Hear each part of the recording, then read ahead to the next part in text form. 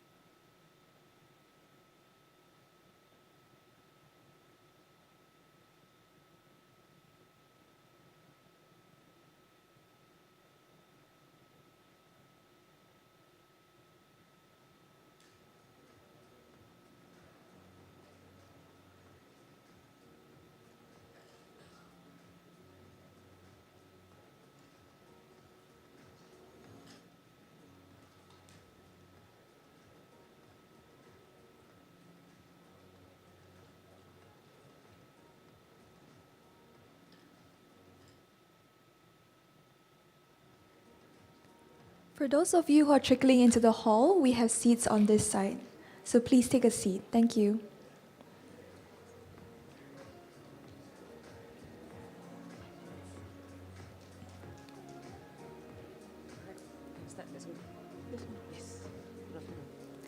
Ladies and gentlemen, good afternoon and welcome back.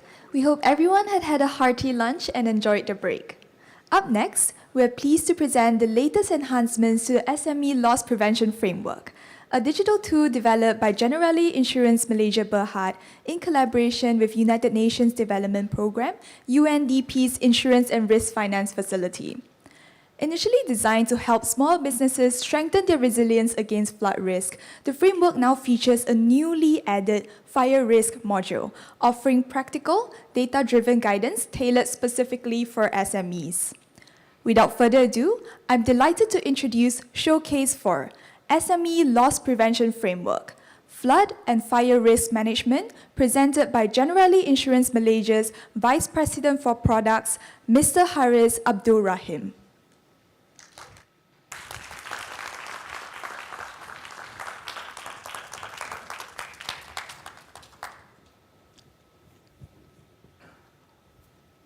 Good afternoon, ladies and gentlemen. I hope you had a good lunch and had time to check out the booths and all charged up for the afternoon session, yeah? Good. Yep. Yeah, it's a privilege for me today to share with you the SME Loss Prevention Framework and its latest enhancement. Like what she mentioned just now, the SME Loss Prevention Framework is a digital tool to help SMEs assess their climate risk. It was developed in collaboration with United Nations Development Programme, UNDP's Insurance and Risk Finance Facility. You can see where my biggest supporters are from. There are colleagues from UNDP from the US here as well to see this session. So you'll know why they are coming out, and I'll share a bit more later. Right. So Generali and UNDP has a multi-year partnership, and we're focused on supporting the financial resilience of vulnerable communities and SMEs. And our goal to develop research and tools, promote innovative insurance solutions. We want to support resilience strategies, combining risk transfer and proactive risk management for sustainable development. We work with SMEs and key stakeholders to develop policies that are more tailored to SMEs that are effective and impactful. What we want to do is bring together different ideas and expertise so we can build an environment that businesses can grow, create jobs, and help the economy. Malaysia is one of the key countries in this partnership. We were first to launch several initiatives. And coming next will actually be Thailand, who will be launching theirs in the next few days. That's why some of my colleagues from Group, from Italy and from the States, and UNDP from the States are here. So they'll be launching theirs in Thailand in the next few days. And following that will be India, and coming soon will be Vietnam and Indonesia. You'll see some countries on the map here in Europe. Those are Italy, France, and Germany, where they're considered enablers, and there's local engagement with the local governments there currently going on. In March 2024, we had the SME Enterprise event here, right here in KL. I think some of you may have even attended that event. And that's when Generali and UNDP shared about our efforts in building SME resilience in Asia. And that's when we launched the SME Loss Prevention Framework and the Innovation Challenge Fund, where the winner of the challenge was provided funding to develop their innovative insurance solutions. And thirdly, we launched the SME Enterprise Asia Report, which was a report identifying innovative solutions targeting key risks faced by SMEs, with a focus on Malaysia and Thailand. Okay, if you've not heard of SME Loss Prevention Framework, now's a good time. The SME Loss Prevention Framework was initially focused on flood. But why flood, you may ask?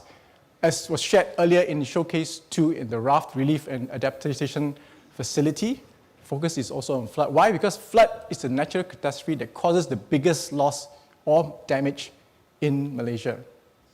We're lucky we don't have earthquake, because that would have been more, but flood is the key risk for a lot of businesses. And in 2024, it was recorded almost ringgit 1 billion in flood-related losses.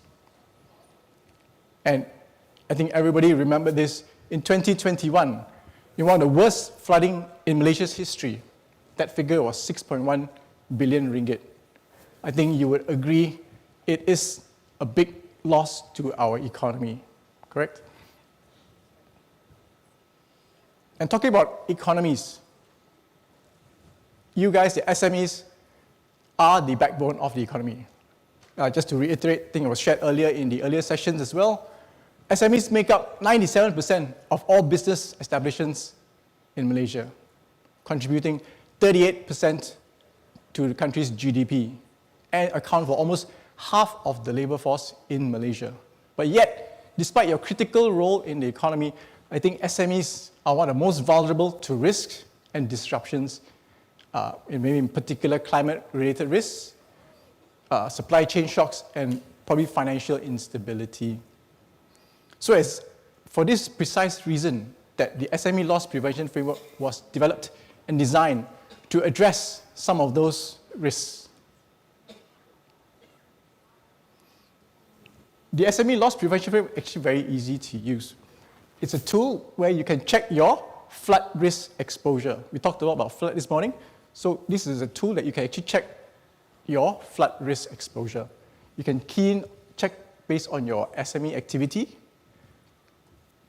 click on your state and the district where you are, and it will show you in terms of your flood risk exposure, whether you're high, medium, or low. And this is based on data taken from the Department of Statistics Malaysia, combined with our claims data. And based on your risk profile, high, medium, or low, we will actually show you the loss prevention recommendation actions, from quick and easy fixes to medium to long-term suggestions. And now, what's new is we have a downloadable toolkit. So what here is basically, for what you saw just now, in terms of the loss prevention action plans, you can download it, and we have ranked it according to what we think is the simple, low cost, but high impact.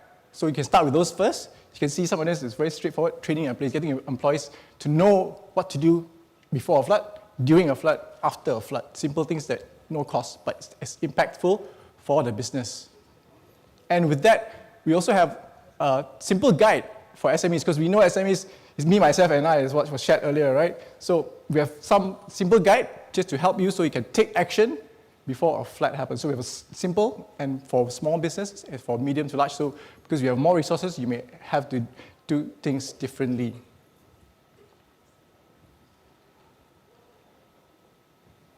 In 2023, it was recorded more than 34,000 fire incidences in Malaysia, causing 2.6 billion ringgit in losses. Again, a big loss to the economy. And it is with this in mind and our previous engagements with the SMEs that we are proud to announce that we are now adding a fire risk module to the SME loss prevention framework. This will help guide SMEs to mitigate their fire risks and hopefully reduce their losses and business disruption due to fire. Also, we try to make it very simple, easy to use. The risk prevention will cover 19 different trades. And for each trade, we will show you the top 3 hazards and the preventive actions corresponding to these hazards. So we have the flood risk, you can click on the flood, and then now we have added the fire risk. So click on the fire risk, and you can select based on the trade listed here, or the one that matches closest to your business. And from there, we will show you the types of main hazards. This is based on our claims experience that these are the types of fire that typically happens for this type of trades and businesses. And there we have the corrective actions for you to help you, guide you, things that you can actually do to mitigate those risks, fire risk. Yeah, so allow me to next share a video that captures all I've shared in the last few minutes.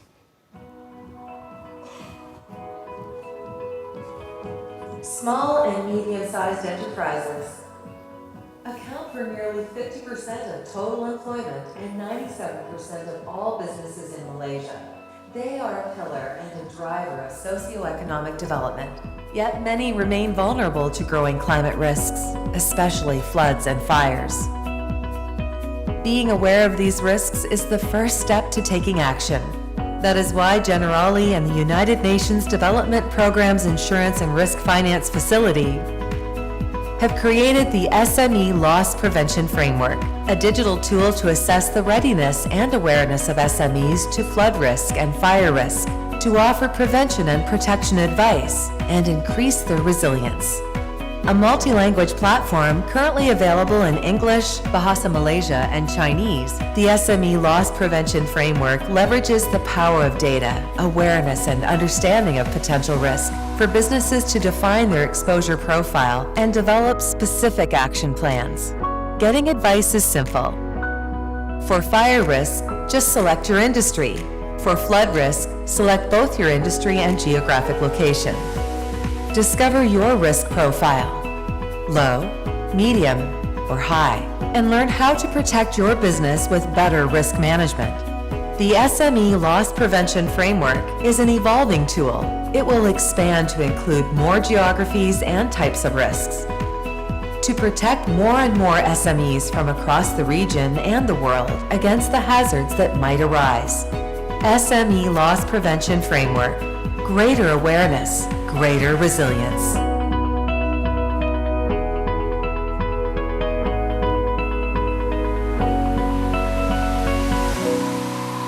So let me just close by saying the SME Loss Prevention Framework is not just a tool. It's part of a broader strategy to help protect SMEs, mitigate their business disruption, and build resilience. So please scan the QR code or visit Generali's website and click on Protect My SME to access the SME Loss Prevention Framework and start your risk prevention journey. Thank you. Thank you for the insightful presentation, Mr. Harris. We hope participants will be able to benefit from the framework in building your organization's climate resilience. Without delaying any further, let's move on to Deep Dive 1, titled Energy Efficiency for SMEs, Reduce Emission and Cost. This session will provide an overview of Malaysia's Energy Efficiency and Conservation Act, EECA 2024, and what it means for businesses. This landmark legislation, which came into force in January 2025, is a key part of Malaysia's commitment to achieving carbon neutrality by 2050. The Act also aims to improve energy efficiency across various sectors, reduce waste of energy, and support the country's environmental goals. In this session, you'll learn about the business implications of EECA, including compliance requirements and opportunities for cost savings. Our speakers will provide practical guidance tailored for SMEs, showing you how to reduce greenhouse gas emissions and manage operational costs effectively. You may also expect sector-specific examples and step-by-step solutions that you can apply immediately to improve energy efficiency, enhance competitiveness, and align with Malaysia's sustainability goal. To kick off this session, we would like to invite to the stage Mr. Ahmad Firdaus Kamarazaman, Deputy Director at the Energy Commission, to provide an introduction to our topic this afternoon.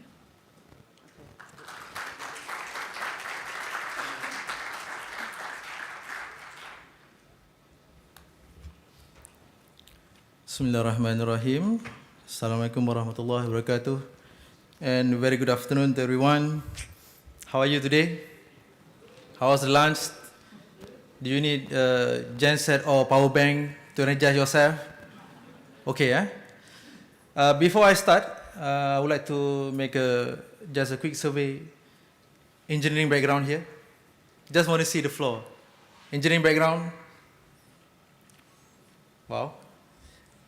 Finance background. Most of you. What else? HR or admin. Okay, so mostly finance. So I'm from engineering background. So when usually I share something, it's all to technical person. So now it's a bit of different of audience. So please bear with me. It's a bit technical of engineering, but it's okay. I try to make it easier to understand for everyone. So please, I have 10 minutes to share about this. The whole act in 10 minutes. So how can I share everything, right? So let us start. All right. Before we start with EECA, let us start with our national energy policy. Have you heard of NETA, National Energy Transition Roadmap? Yes, okay, very good. So, there are 6 key levers here, 1, 2, 3, 4, 5, 6. And the first one is energy efficiency. It's the key initiative. So before you done anything else, so we always say, please optimize your consumption first by EE. Once you have to optimize, and then you shift to the RE, and then later on you abate the emission through the CCUS. This is the journey of EE. It is energy efficiency, long time before. We begin the initiative since early 2000. A lot of things have been done, but usually we start with the voluntary. And since 2008, we have initiated the efficient management of electrical energy regulation. This is the first regulation that make it mandatory. But it's only cover electrical part. And in 2013, we implement the minimum energy performance standard for appliances, electrical appliances. And now in 2034, actually we have the EECA. Okay, I think everyone is aware of this. I can skip this one. Why we need EECA? Of course, we have a target of 50% GHG emission, right, in 2050. And of course, to optimize our energy consumption. EECA enforced on 1st January 2035. And it's only applicable to Peninsular Malaysia and also Labuan. Yep, this is well-known, right? The Malaysia Agreement. And then we have, okay, this is the legal structure of EECA. When I mention EECA, it's not the act only. It consists of several layers. We have the act, regulation, guidelines, and also the guide. This is the whole act from part 1 until 10, but don't worry about it. I will make it simplify for you. I will break it down for you in 10 minutes. All right? That's the act. And then we move to regulation, same, technical, engineering student. So a lot of technical thing, I skip this one. And we have the guidelines, 7 guidelines under the act. Who and when to use them. This is for those who are affected under the law, under the Act. So, for example, one of the requirements under the Act, for large energy consumer, they have to implement the energy management system, NMS. How to do it is in the guideline. We provide everything. We ask you to do the energy audit. We provide the guideline on how to come up with the energy audit report. That's the guideline. And finally, the guides. This is all about the application. All right, now we go to ECA. Even though the Act is very thick, but this is the main component of ECA. Energy consumer, buildings, energy using product, and also registration. We start with energy consumer. So who are the energy consumer? For those energy consumer that using large amount of energy, so in this case we describe it as for those who are using 21,600 gigajoule per year. So you are affected under this Act. What you need to do, simple, 4 things. You appoint energy manager, you develop and implement energy management system, you conduct the energy audit, and last, you submit report to us. Very easy, right? For me, it's easy, I think. 4 things only. That's all about energy consumer, nothing else. Next, building. So who are these building? So for start, we begin with office building only. Office building with a gross floor area of 8,000 meters square and above, they are subjected under this law. So it's not really, I think it's not really impacted to SMEs. I don't think you surpass the threshold for building and also the energy consumer, but this is the opportunity. You can provide the service for those who are affected under the law, and you can see where your services can fit in under the EECA. For those large building, for example, this building, office building, they will be subject under this law. They have to obtain the energy label with ST.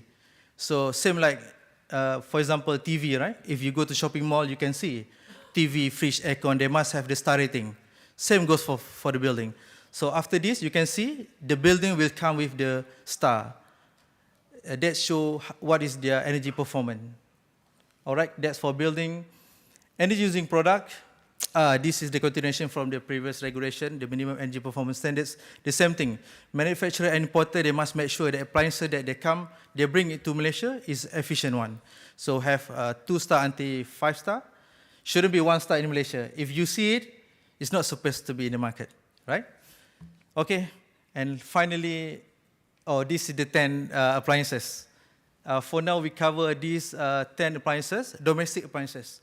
But after the ECA, we include electricity and also thermal.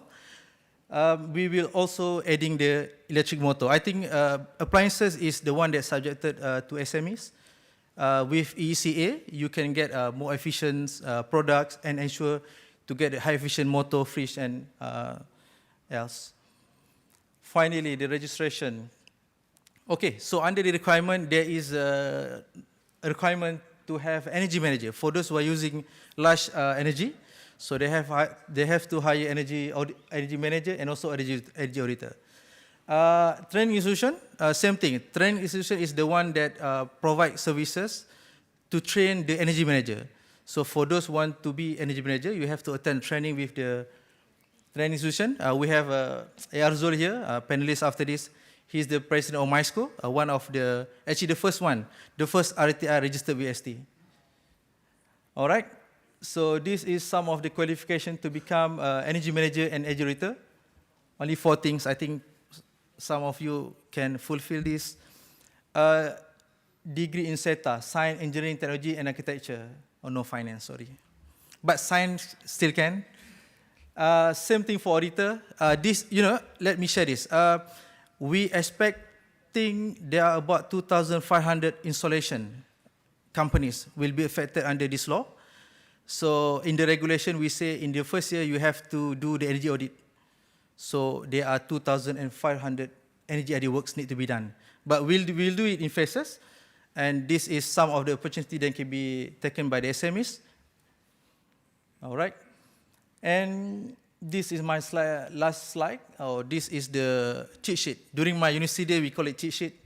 It's all easy in 1 page. I reduce it to 10 minutes into 1 slide. So if you can conquer and understand all these things, EECA is part of you already. All right? So I think that's all from me. I think we will start with a panel session after this. Maybe they can elaborate more. They are the expert. I'm just the regulator. So they are the expert. All right? So any question can be asked after this. I think with that, thank you very much.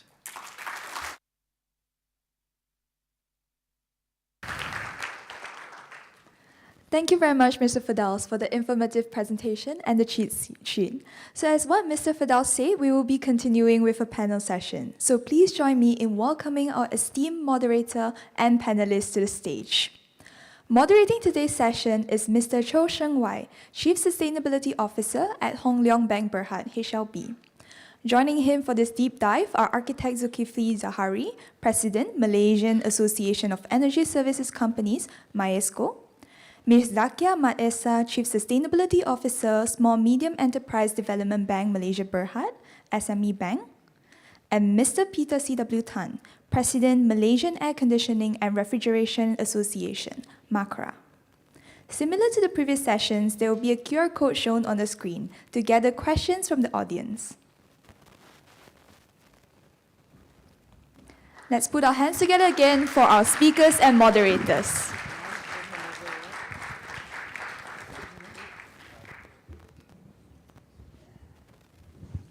I now hand over the floor to Mr. Chow. Thank you. Good afternoon, ladies and gentlemen. I think, firstly, I want to express my sincere gratitude to the JC3 SME Focus Group for organizing this incredibly important and timely event. With the impending impacts of climate change, it is more critical than ever that we work together towards mitigation, or at the very least, making sure our businesses are able to adapt to climate change. SMEs are the backbone of the Malaysian economy, and their role in this transition is significant. Therefore, it's absolutely pertinent for the entire industry to actively support SMEs in taking climate action. So this session is designed to do exactly that, to explore practical ways SMEs can play their part, specifically by implementing energy efficiency practices across their businesses. So with that, I'm pleased to invite our distinguished panelists to do a quick introduction of themselves and their respective organization, and then we go straight into the questions. Please, Yazul. Assalamualaikum and good afternoon. My name is Zulkifli, architect by profession. I'm the president of MAESCO. Role that I have held for, 18 years. Well, you know why? Nobody wants the job. It's very tough. Anyway, it's a pleasure to meet you. I've got a lot to share, so that's short enough. Yeah, Puan Zakia. Assalamualaikum and good afternoon. I'm happy to see all of you here. All the happy faces, even though after lunch. Okay, basically, my name is Zakia. I'm from SME Bank, but since May this year, SME Bank, Exim Bank, and Bank Pembangunan, we are in the same group now. We are the development bank, and we have different mandates actually. SMEs, Exim Bank, and Bank Pembangunan, even though we have different mandates and we are reporting to different supervisory ministries. We have MOF, we have KUSKOP, and we have MITI, but we have one aim, one agenda to promote low carbon transition for the SMEs in Malaysia. I think that's all. Well, a very good afternoon to everyone. My name is Peter. So first thing everybody will ask is, aircon also got association? Well, definitely. If you really look at the statistics of SMEs, I think so there is a lot of associations actually in Malaysia. A retired president will probably start up another association somehow or other. So imagine that multiplication. Well, having said that, we do represent, how I said, all the global brands that you can ever think of, whether it's from Korea, LG, Samsung, or whether it's from Japan, Daikin, and so on, Panasonic. Even the American brands, as well as the, not forgetting, we have Japan, we have Korea, we have the China. So all the global brands that they have an office here, they are my members, and ranging across consultants to SMEs, as well as contractors. So having said that, a very good afternoon and thank you. Okay, so we're going to dive right into the heart of the matter by talking about one of our greatest or largest energy consumers, and frankly, a major climate offender, air conditioning. Mr. Peter, so in a hot and humid country like Malaysia, we rely heavily on AC and refrigeration systems in both commercial and industrial sectors. So my question to you is twofold. What is the critical role of regular maintenance and proper commissioning in realizing energy savings? And from your experience, what are the most common pitfalls businesses should avoid when managing their crucial HVAC and RR systems? Not easy being a panel. You got to remember the answers, and the panel here, the TV doesn't show the answer for me, so I have to rely a bit. Anyway, first of all, we are talking about energy audit. Maybe we do a poll. Anybody here, SMEs, has done an energy audit until now? Show of hands. So, you ada banyak kerja lagi. Okay, anyway, having said that, I'll keep pace with the timing. First of all, commissioning and regular maintenance are the most cost-effective way of saving energy. In fact, you can easily look at about 10 to 25% if you really done it on a regular basis. I'll share one thing with you. None of you will miss your new car maintaining and servicing, right? All the way until 100,000. But you guys, the moment the aircon is installed at home, oh yeah, it's cool, that's it. You'll only service and maintain it when it's, how come it's no longer cold and that? It's wrong. Don't forget, your aircon is your lungs actually. The filter, the dust, the things that is actually sleeping with you 8 hours. And if you are 10-hour sleepers, yeah, you get worse. So please treat it. And then we were sharing one thing. Don't look at it as an investment, as a cost factor. A lot of people say, maintaining, servicing aircon is a cost factor. It's an expenditure. No, it's an investment. Your car, you service. You sit there waiting diligently, the guy tell you 2 hours, then 3 hours, and you're still smiling, you know, go on Wi-Fi.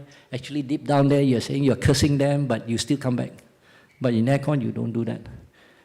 And this is actually already similar to atmosphere indoor. We call it now, I call it actually a human-curated atmospheric air movement solution. You live outside there, God created to you, but you live inside here, man made such a great invention. Okay, I hope I answered the first one. But, you know, but the major pitfalls, it would be, as mentioned, you treat it as a cost, not an investment. Secondly, you outsourcing without measurable performance indicators at all. Basically, you just pick the cheapest guy and do your servicing and maintenance and you think it's okay. Okay? You don't even look at that. There's a requirement. All service technicians should have actually qualified services training. We call it CSTP programs to handle the refrigerant, now that you're talking about ESG. And also they should have the necessary skill occupancy standards under whether it's SKK or SKM. So in Malaysia, actually, aircon is the only industry where you need 3 certs just to get into the field. But a lot of people don't check, partly. So you have this encouragement of non-certified people. So final words, maintenance should be measured by performance outcome, not just service frequency. So non-periodical maintenance also cannot lah, okay? Thank you. Thank you, Peter. I think that's a vital reminder that simple changes like proper commissioning, monitoring, maintenance, and investing in upskilling can yield significant results.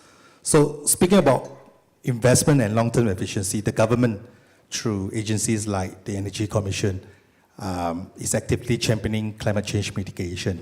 A significant measure they are pushing is the Energy Performance Contracting Model, or EPEC, recognized globally as a key driver for energy efficiency projects.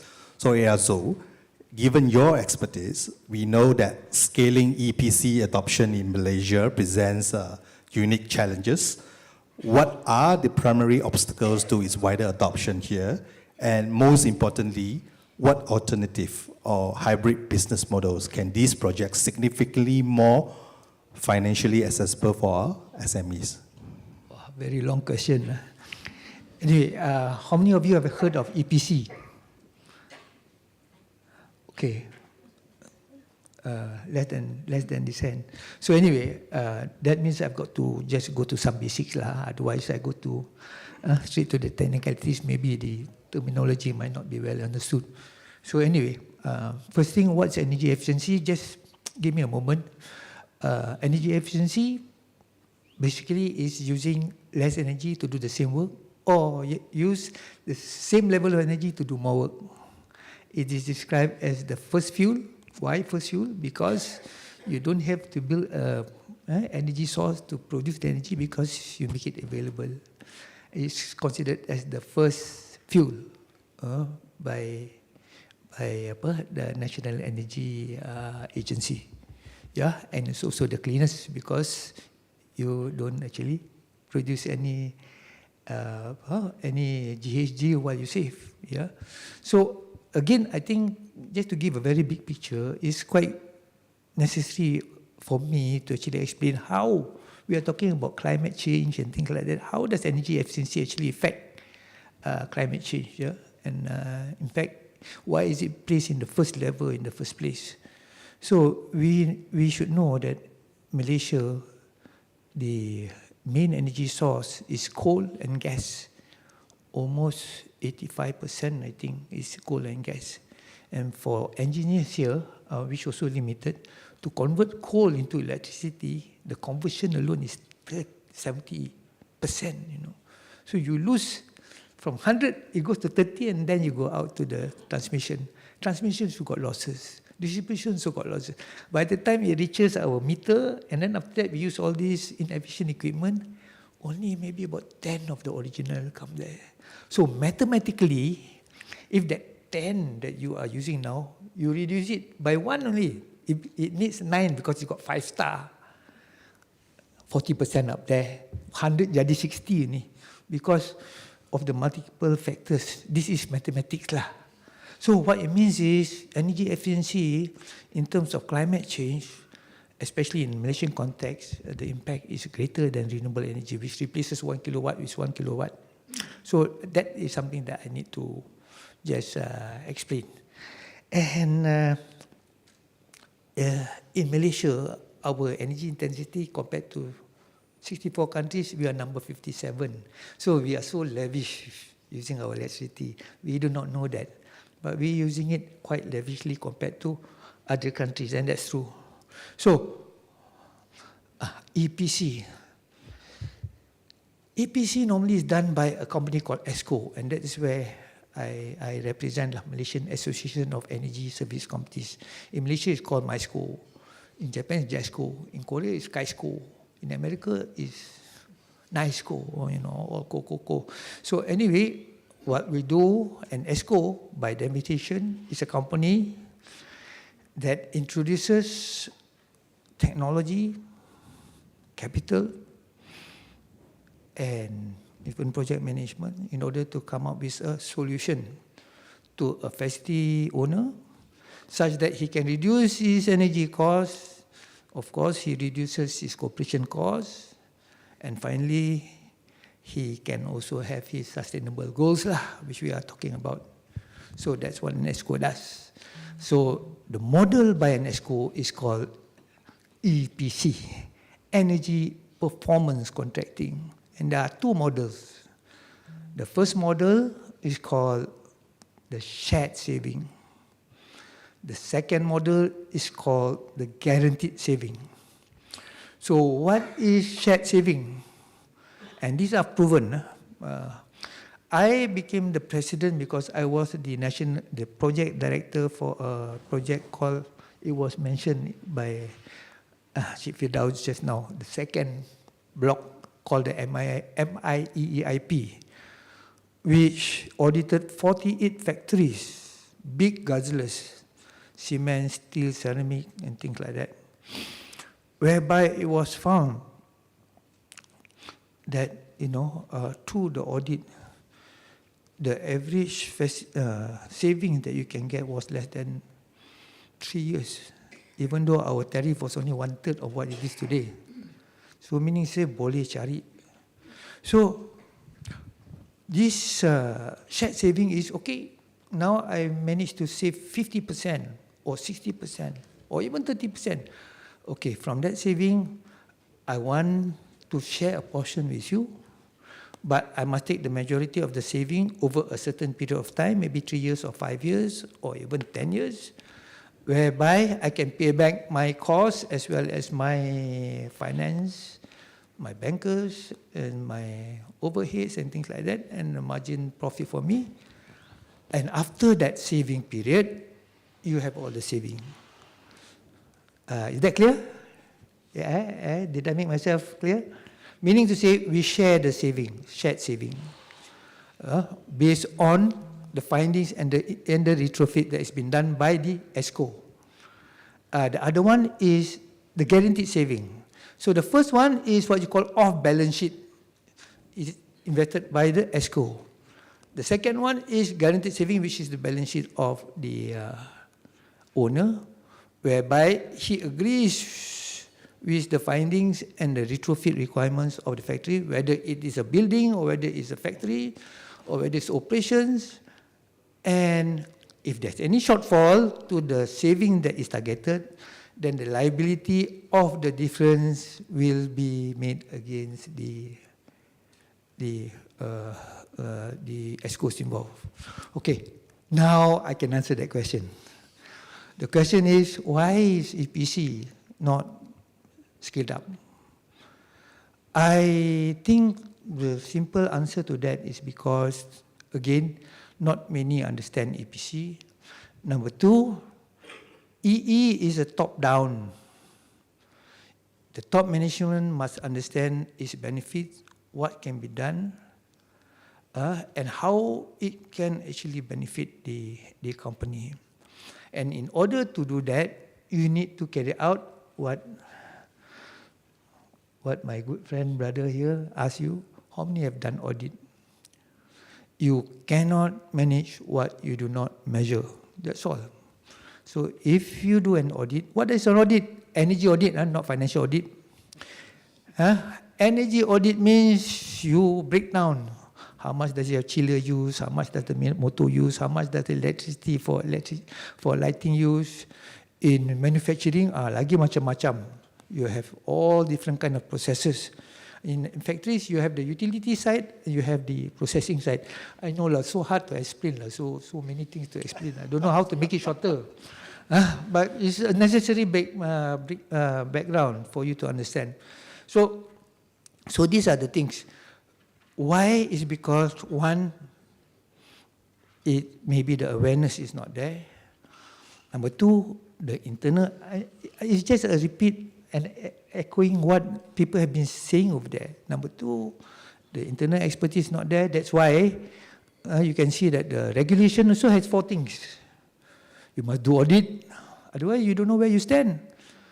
One Datuk there, he said, previous one, anyway, it's a good exercise actually. If we use the big hall, it'll be less efficient because they need to use less aircon here, so we went to a small. So it's a good practice also, right? So anyway, I think I better. Let's take a break first. We have another question for you, Yazo. Thank you, Yazo. I think your discussions perfectly sets the stage for the realities of SME financing. So, Puan Zakia, this is where we turn to you. Generally, what type of energy efficiency projects would SMEs embark on? And do SMEs need financing when it comes to adopting energy efficient solutions? What are some of the considerations or concerns for SME financing when it comes to EE adoption? Thank you. Okay, before I explain further, may I know, I also want to ask about C question. So in this hall, anybody knows about 5C in financing. This is the first lesson that I learned when I joined banking almost 30 years ago. This is very basic. So basically, even if it's for energy efficiency or it's for the development, 5C applies on how we assess the customer. So nobody knows about 5C. I'm sure bankers would know about that. So basically, regardless what project we are assessing, first we will assess the 5C. 5C applies not only on big project, it applies to our car financing, house financing. So basically, the first C is actually the character. Sometimes when you come to the bank, you bring a very good financing proposal, but it doesn't get through. Why? Because you fail the first C, the character. So how do banks check the character? So basically, we'll check based on your CRIS and CITOS report. So this is very important, not only for your company, big company, but it's for your own personal financing. So the second C is the capital. The second C is actually the capacity to pay. So if we were to relate with this energy efficiency, so when we finance this project, would the project able to pay whatever they borrow from the banks? So the second C, capacity, and the third is capital. So when they come to the bank, let's say they need a 10 million project, bank can only give 8 million. How about the 2 million? The 2 million should come from the capital of the owner, the project sponsor as well. So that is the third C. The fourth C is the condition. What is the condition that the project is all about on the political, on the environmental, so condition. And the fifth one is collateral. So when we go to the bank, we always worry about collateral. But collateral is actually the last C that we assess. And now we have another C. It's good for you all to know. We call it CCPT assessment. CCPT is Bank Negara is a guidance that we have to classify the customer based on their economic activities, whether they are climate supporting or climate transitioning or watch list. So it's good for us to understand this basic 5C plus 1C, then only we can go to whatever project, whether it's energy efficiency or what.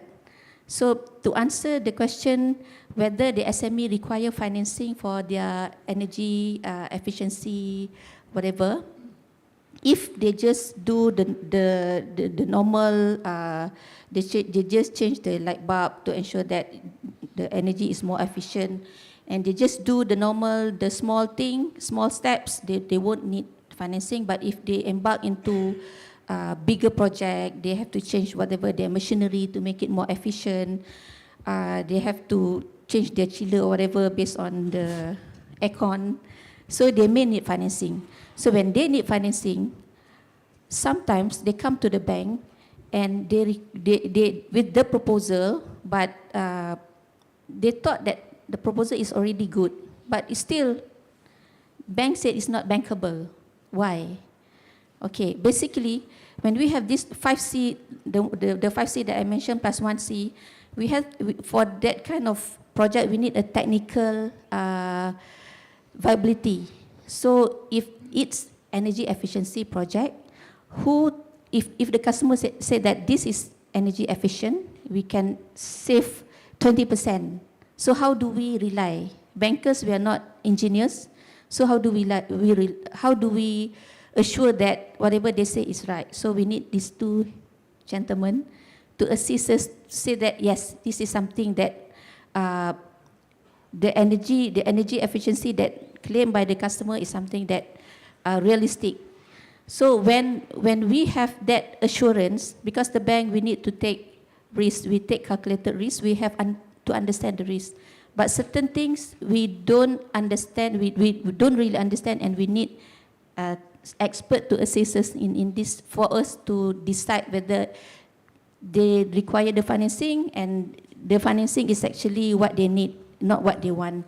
So basically, In order for us to assure that the project is bankable, the customer, when they come to us, for whoever here, SME here, when they come to us with the project, they have to ensure that they understand the project, one, but they have to make us understand about their project. Because if we don't really understand, we may read the same sentence, but we have different understanding. And we present, okay, what happened in the bank when we present to the committee might have another understanding. So the storytelling is very important for the SME, come to the bankers, speak our language, and when the technical consultant, they come to the banker, speak our language so that we can understand and we can present the proposal to the management and get it approved. So basically, what project is viable, we have to look from all angles, and we have to ensure that whatever, every single ringgit that we lend, we should collect back. How do we ensure that the project is viable, the project is sustainable, and the technology that they use is proven? I think that's for now. Thank you, Zakia. Now, thank you, panelists, for outlining the critical context and sharing some of the key challenges faced by SMEs in adopting energy efficiency. So now let's pivot from challenges to real solutions, right, and opportunities. What can our SMEs implement right now? Erazu, building on our earlier discussion about EPC hurdles, let's look at the positive side, okay? Can you share a specific, impactful SME case study where an energy efficiency project was a success? Crucially, what made that case successful and what were the key actionable lessons learned that our audience can take away today? Please. Yes. You know, one problem about energy efficiency projects, and it involves what you call, the process is you have to do an audit first, and then after that, you agree with the client on what needs to be done, and after that, you implement it, and finally, you verify whether the project is done according to what it is designed to be. But the whole process requires an NDA, non-disclosure. So that's why not many people know what are the EPC projects, because nobody wants to declare that they were inefficient in the first place, or it's something like that lah. But there's always a non-disclosure before you do a project. Even if we do it for you, so you will tell us non-disclosure because you don't really want to tell people. So anyway, the question basically is, what are the success stories? There's so many success stories actually. Have you all heard about the National Energy Awards? Every year we have it. For 7 years already that we are having. And it's all about energy and energy efficiency, renewable energy, energy efficiency, energy management, green buildings and so on. Yeah. So there are so many projects. Now, just to actually name a few case studies, because our Mr. Pister is here, I would like to have some case studies on air conditioning. So air conditioning, the key thing that we want to actually measure how much you save is called kilowatt per ton. Yeah. So that is also a measure of the coefficient of performance of the equipment. So in a particular project, so I have it over here, with permission from the owners, Telekom Raja Chulan. The project was 2.3 million. The annual guaranteed cost saving was 1.2 million. To install 1.2 million. And the contract term is 10 years. The baseline efficiency, meaning to say, one thing we have to understand about energy efficiency is you must know where you are. If you talk about building, like building regulations now, kilowatt hour per meter squared per year. If chiller system, kilowatt hour or coefficient of performance. So in this case, the building system was 1.8 kilowatt per ton. So now, when we retrofit a new one, it's called magnetic bearing and what you call high efficiency water cooled chiller. It went down to 0.6, from 1.8 to 0.6, 3 times. So what is basically the new retrofit 0.6 kilowatt, and then the reduced operation cost was 63%, which resulted in 1.2 million. So if it's 2.3 and then you have 1.2, what's the simple payback period? But because it is a long term, everyone want to profit and things like that, borrowings and things like that, and with the term of 10 years, EPC contract, it was a very profitable project. Retrofit installation of one number of 200 refrigeration ton of high efficiency water cooled chiller, cooling tower, piping system, and so on. And it was measured and verified, and everybody is happy. Yeah. The second project, how many projects you want to give? How many? Okay, the second project, Samsung Electronic. This one also with permission, because he won the award anyway, Energy Award, so it can be made public. Banyak ni. Samsung Electronics investment was 3 million. Annual guaranteed energy cost saving was also 1.2 million. Contract term 8 years. Baseline efficiency was originally 1.7 kilowatt per ton. And after the retrofit was, just now already said, so new same technology is still 0.6 kilowatt per ton, which means that the saving was 65%. And if therefore, if it's 65%, then I think the same level of return of investment lah. Yeah. And just to have an overview of the MIEIP project, of which before the overall, you're talking about the food, wood, cement, glass, rubber, pulp and paper, iron and steel. I don't know whether any of you are in this area.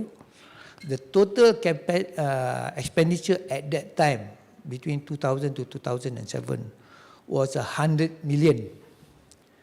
The total overall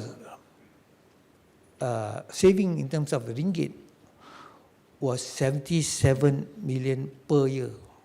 Meaning to say, within 2 years, everything covered.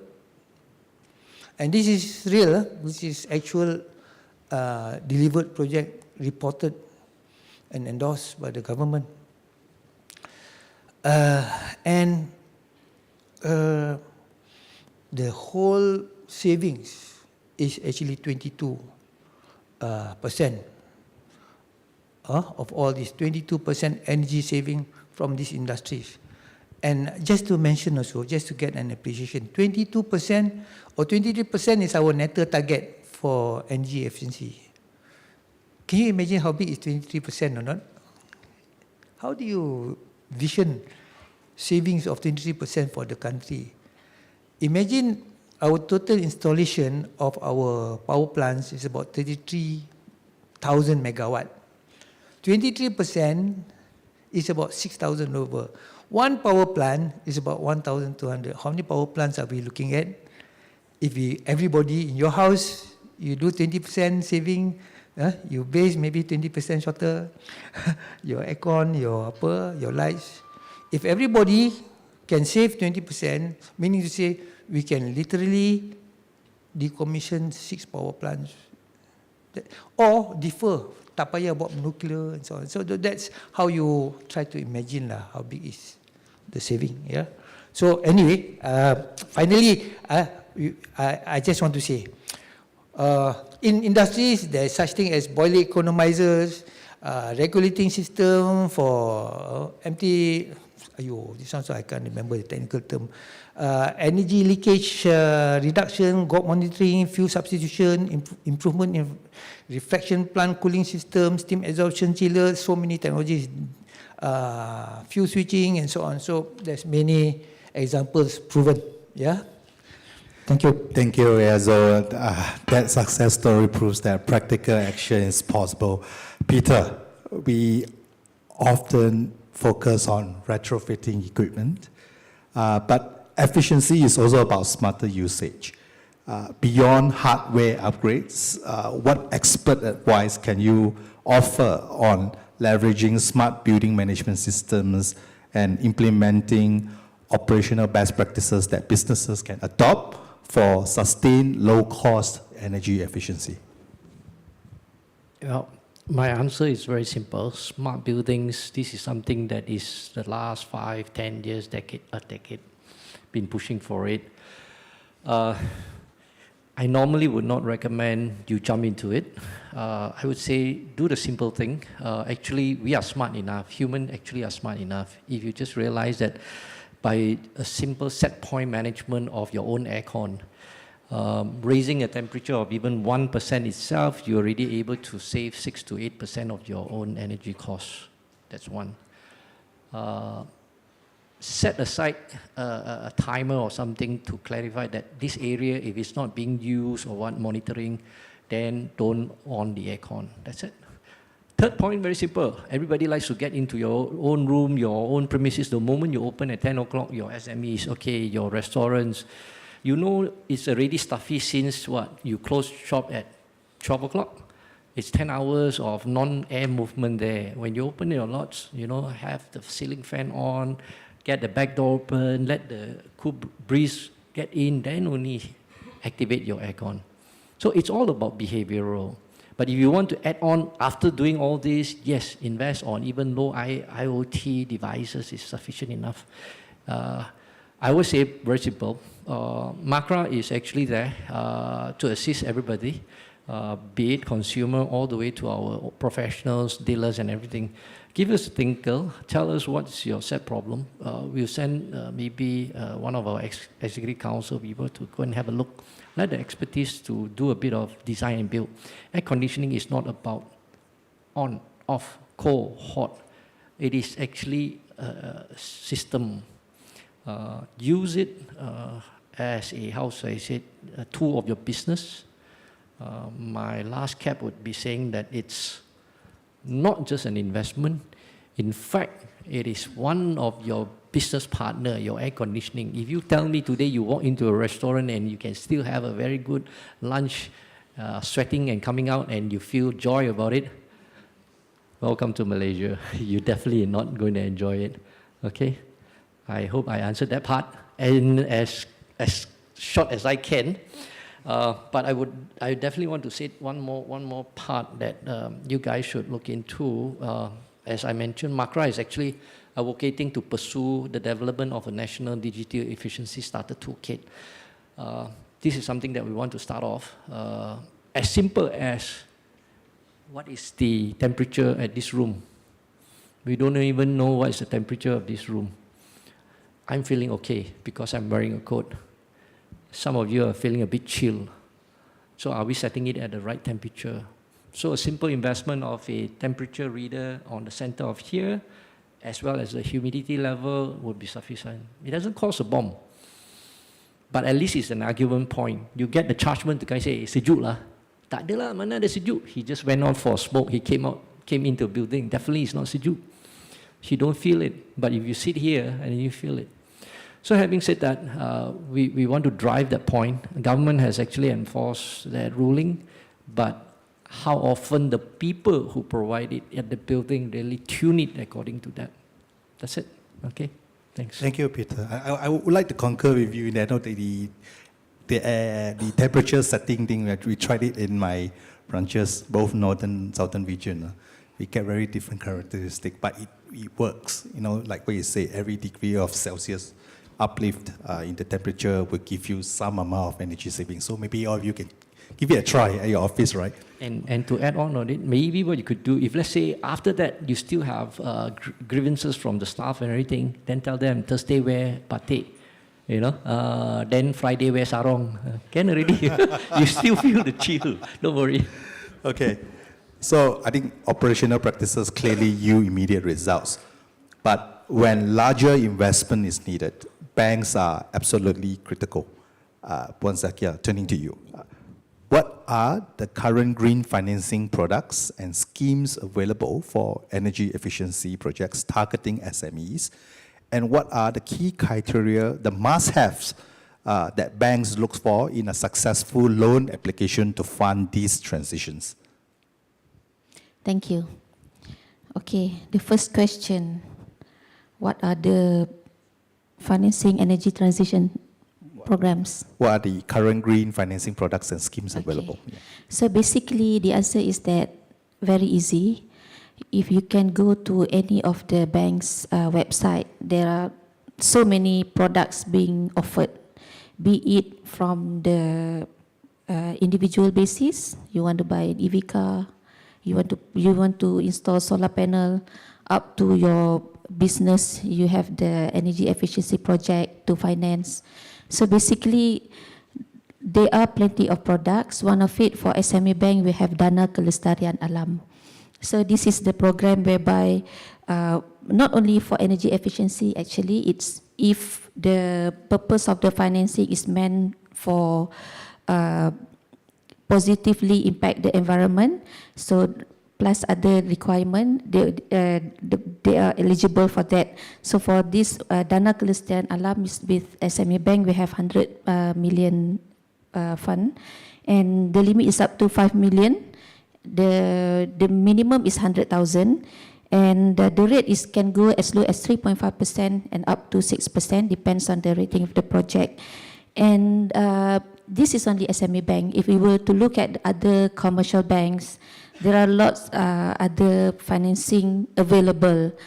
But again, you can go to the website, you can read the product disclosure sheet, but sometimes it doesn't make sense to you. Don't really understand whether the project, the financing that being offered is suitable for you or not. So sometimes, again, the jargon, the banking terms might not really resonate with you, but I can give you one easy tips how you can overcome this problem. So basically, all of you have your existing bankers and you have your relationship managers. Just have one session of tete-a-tete with your relationship managers, and you tell them your problem, and you can have personalized service, and you can tell them, based on my story that I have shared with you, what do you think? So let the relationship manager find the suitable package for you, and from there you can come up with your proper proposal, so you won't waste your time. So basically, sometimes when the customer come to us, they bring all the proposal. I mean, maybe they have spent lots of time doing that proposal, but it's actually something not aligned with the bank's requirement. So to answer your question, what do we have financing products, programs? There are plenty. I can say here, like Bank Negara, we have low carbon transition fund. So this is also can support the energy efficiency product, and this is actually applicable to all banks, because this fund is by Bank Negara and it can be used by all the commercial banks and the development banks to support the customers in their transition journey. And the rate is quite it is cheap. We can say that up to 5% only. So basically, in order for the SMEs to ensure that whatever their project is bankable, they have to understand, one, whether the project is, from the financial perspective, the cash flow is strong enough, it can pay whatever obligation that based on the calculated installment for that project. Number two, it must be sustainable. So when we look at the energy efficiency, when I have a chat with these two gentlemen, I would understand better. It's actually when the customer come to us, they are saying that, okay, this machine can save 20% energy. So far we will take it. I mean, okay, we think that it's good based on our assessment. Banker, we are not engineer. But actually now I learned one thing. even though it can save 20%, but if they don't maintain it well, they don't run it well, it might not achieve that results. So basically, the banker will give you financing, but again, up to the SMEs, the owner, to ensure that whatever machine or whatever projects that they have run as what is required. So again, to answer what financing available in market, there are a lot. I think the problem statement here is that we have abundance of funding and we have lots of demand for that, but there are gap between it. Because when the customer, they thought they need that, they come to the bank and the bank say that you are not eligible, you are not ready. So we have to bridge the gap between the expectation of the banks and the requirement of the customers. I think again, one size doesn't fit all. So the best thing is go to your relationship manager, have a chit chat, tell them the problem, they will tell you the solution. Thank you. Thank you, Puan Zakia. I wish we had more time. So thank you, panelists, for your valuable insights. I'd like to now open the floor to any questions. We have some in Slido already. Perhaps we have time to answer one. Can we bring it up, the first question? It seems that there's 7 likes there, right? So that's a popular question. Am I supposed to read it? Okay, let me just read it then. Perhaps I open these questions to the panelists, right? Given Malaysia's commitment to eliminate ODP type of refrigerant, what national initiatives, bracket, rebates, incentives are currently in place to drive the transition to non-ODP/low GWP refrigerants? I think this one is targeted to Peter one. Okay, Please, but, well, ODP yeah, goes if you for ozone depletion potential of the refrigerant, and then GWP is global warming potential of the refrigerant. Having said that, yes, there are government incentive. Actually, it falls under the SAFE program, where you can actually get some rebates from buying the more energy efficient aircon. And but then again, question is, this is a very controversial one. If I said it when I was abroad, I might not be able to come back because immigration might stop me. But saying here, my members going to kill me. But you see, it can be energy efficient, aircon, 5-star, but the refrigerant that you are using may not be the global warming potential lowest. For example, currently the aircon that you have now is all running on R32, is about 670 GWP. But if you go for the more refrigerant friendly, which is the R290 availability, why I always say that, easy to remember, R290, which is actually propane, it's only GWP 3. So imagine 673, so that's a big difference. But in terms of energy efficiency, that's a different criteria, because synthetic gases, they actually have it's good. Propane, R290 falls under one of the natural gases. Moving forward, why not encourage it? Reason is because I know propane is cooking gas. You have it. Malaysia is, you have Bintulu gas, Miri gas, Petronas gas, Peter gas, no. Develop it, sell it. It is a good export market site. It's controversial, but like I said, manufacturers made it for a reason, for their own policies, and governments implement it because we are in this big global world. Okay? Thanks, Peter. Okay, I think I have 2 minutes on the mark, so let me summarize that. Thank you once again to our esteemed panelists, Eazu, Peter, and Puan Zakia. We have covered significant ground today, moving from recognizing the challenge to identifying practical, actionable solutions. If we were to summarize the critical path for SMEs looking to embrace energy efficiency, here is what I've learned. Proper commissioning, monitoring, maintenance, and upskilling people should be seen as a strategic investments, not just expenses. They are the most immediate and effective paths to sustain energy savings, even before major retrofitting. And in addition, securing buy-in from senior leadership is fundamental to ensuring the success. Financing is indeed a necessity for scaling up. SMEs must understand the criteria for green financing products. Success hinges on demonstrating a clear project scope and a realistic return of investment ROI. Exploring alternative and hybrid business models such as shared savings, leasing, blended finance schemes to reduce the initial financial burden and make energy efficiency projects more accessible to SMEs is a vital solutions. And ultimately, the answer to how do we improve collaboration, I think is by building trust and transparency and communication across all sectors. The policymakers setting clear standards, the technology providers offering credible solutions, and the banks providing the accessible capital to create a unified national ecosystem for energy efficiency. The transition to a sustainable economy is not just a government mandate or climate goal. It is a commercial imperative for every Malaysian SME. By prioritizing energy efficiency, you're not just mitigating climate impact, but you're securing your long-term competitiveness and resilience. So thank you again to the JC3 SME Focus Group.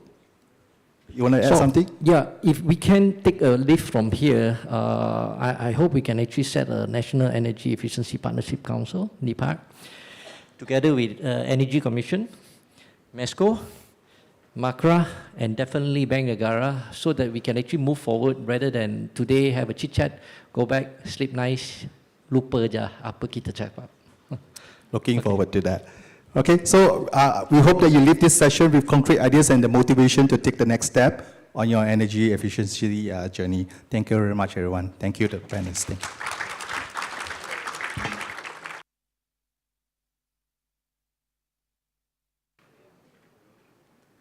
Thank you so much to our panelists and also moderator for the insightful session.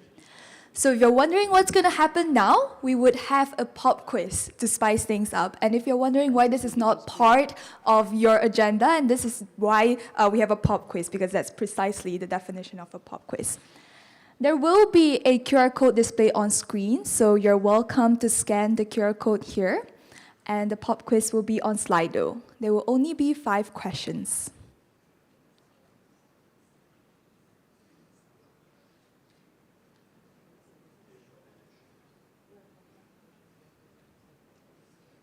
We'll give it a minute or two, and then we'll start our pop quiz.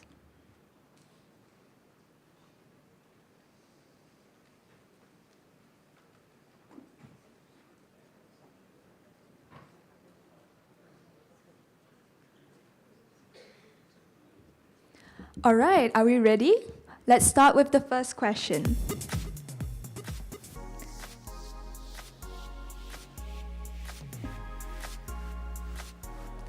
The first question is, when was the EECA enforced? The EECA is enforced on 31st of June 2025, 1st January 2025, or the 4th of July 2025.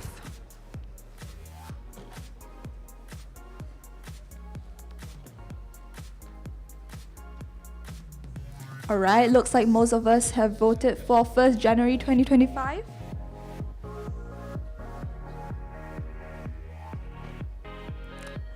Next question. All right, congratulations to Davud, Yonghui, and also LTJE. Sorry, I don't know how to pronounce that. And that is right. Most of us got it right. It is 1st January 2025. Moving on.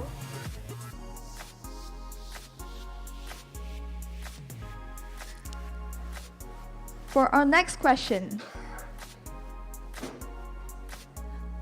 What is the main goal of the EECA?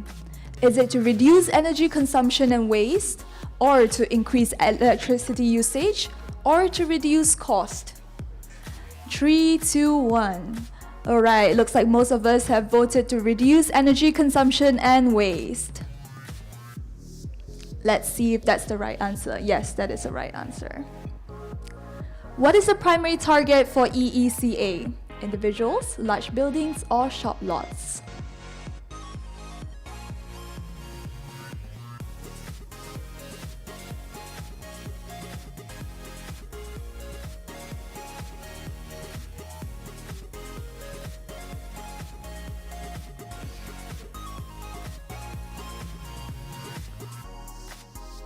Nice, large buildings. And the fourth question.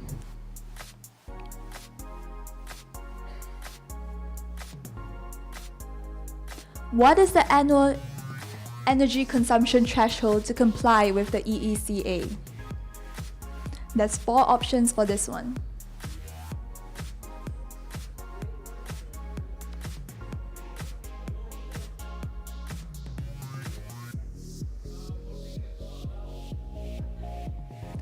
Oops, looks like voting is not allowed. No worries, we will disregard this question. And moving on to the final question, what are the potential penalties for non-compliance? Fines only, imprisonment, Alright, looks like it's reopening. Okay, no.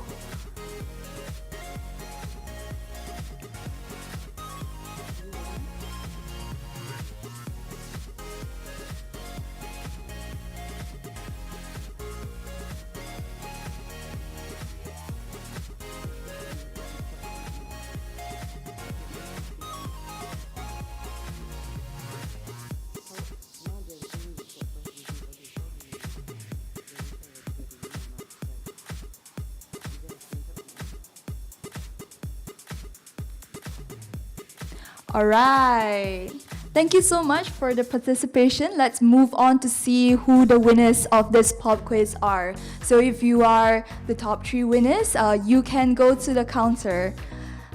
Congratulations to Davud, Ezzy, and also Changs. Give them a round of applause, please.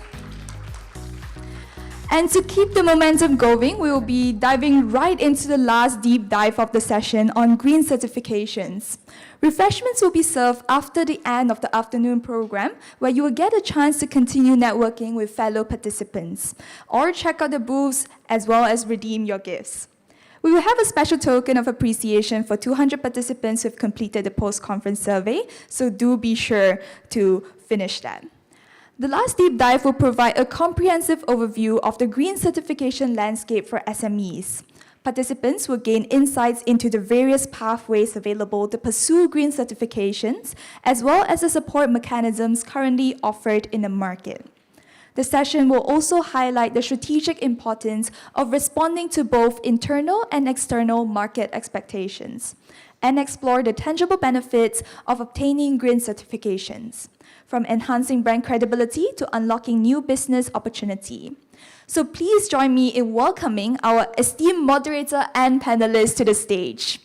Moderating today's session is Mr. Muhammad Sani Tan bin Muhammad Saiful Tan, Deputy Director, Knowledge and Learning, Public Bank Berhad. Joining him on the panel are Mr. Muhammad Ridza Muhammad Abdullah, Managing Partner, Muhammad Ridza & Co., MRCO.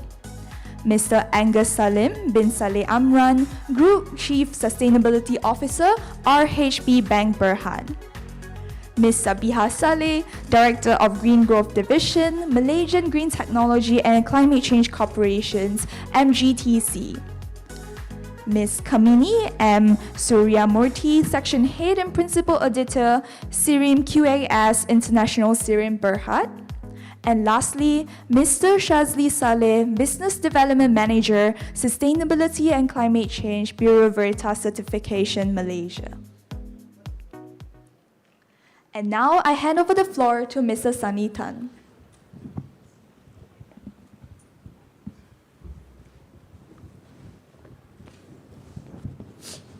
Thank you, MC.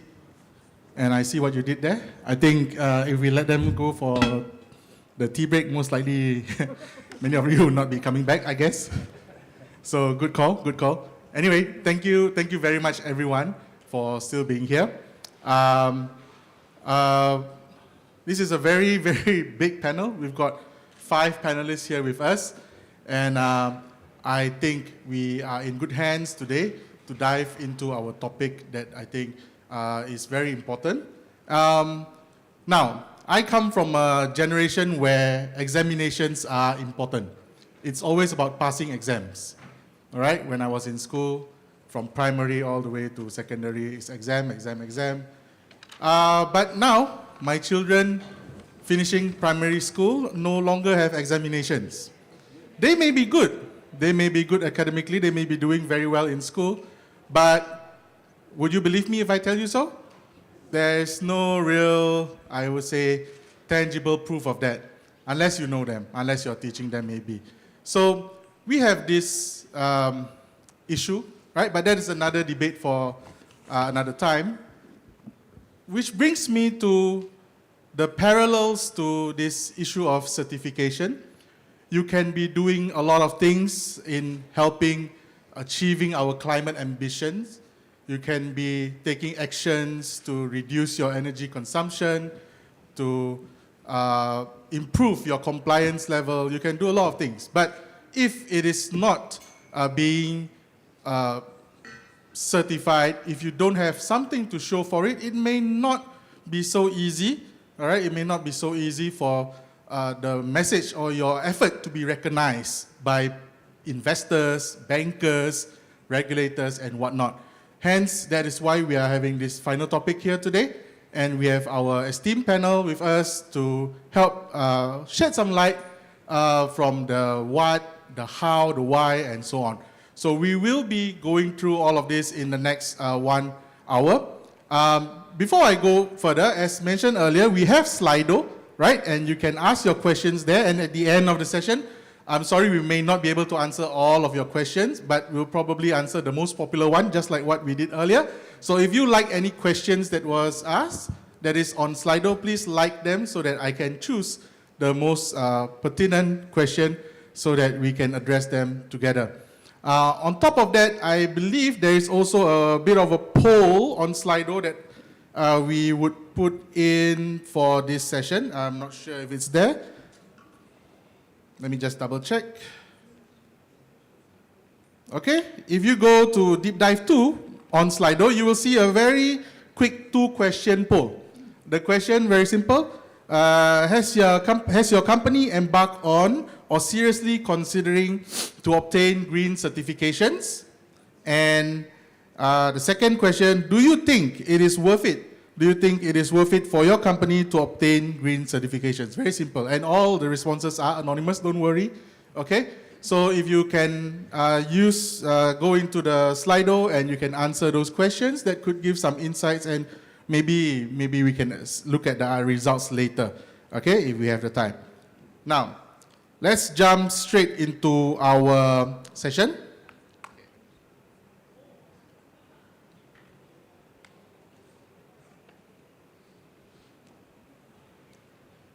Okay, right.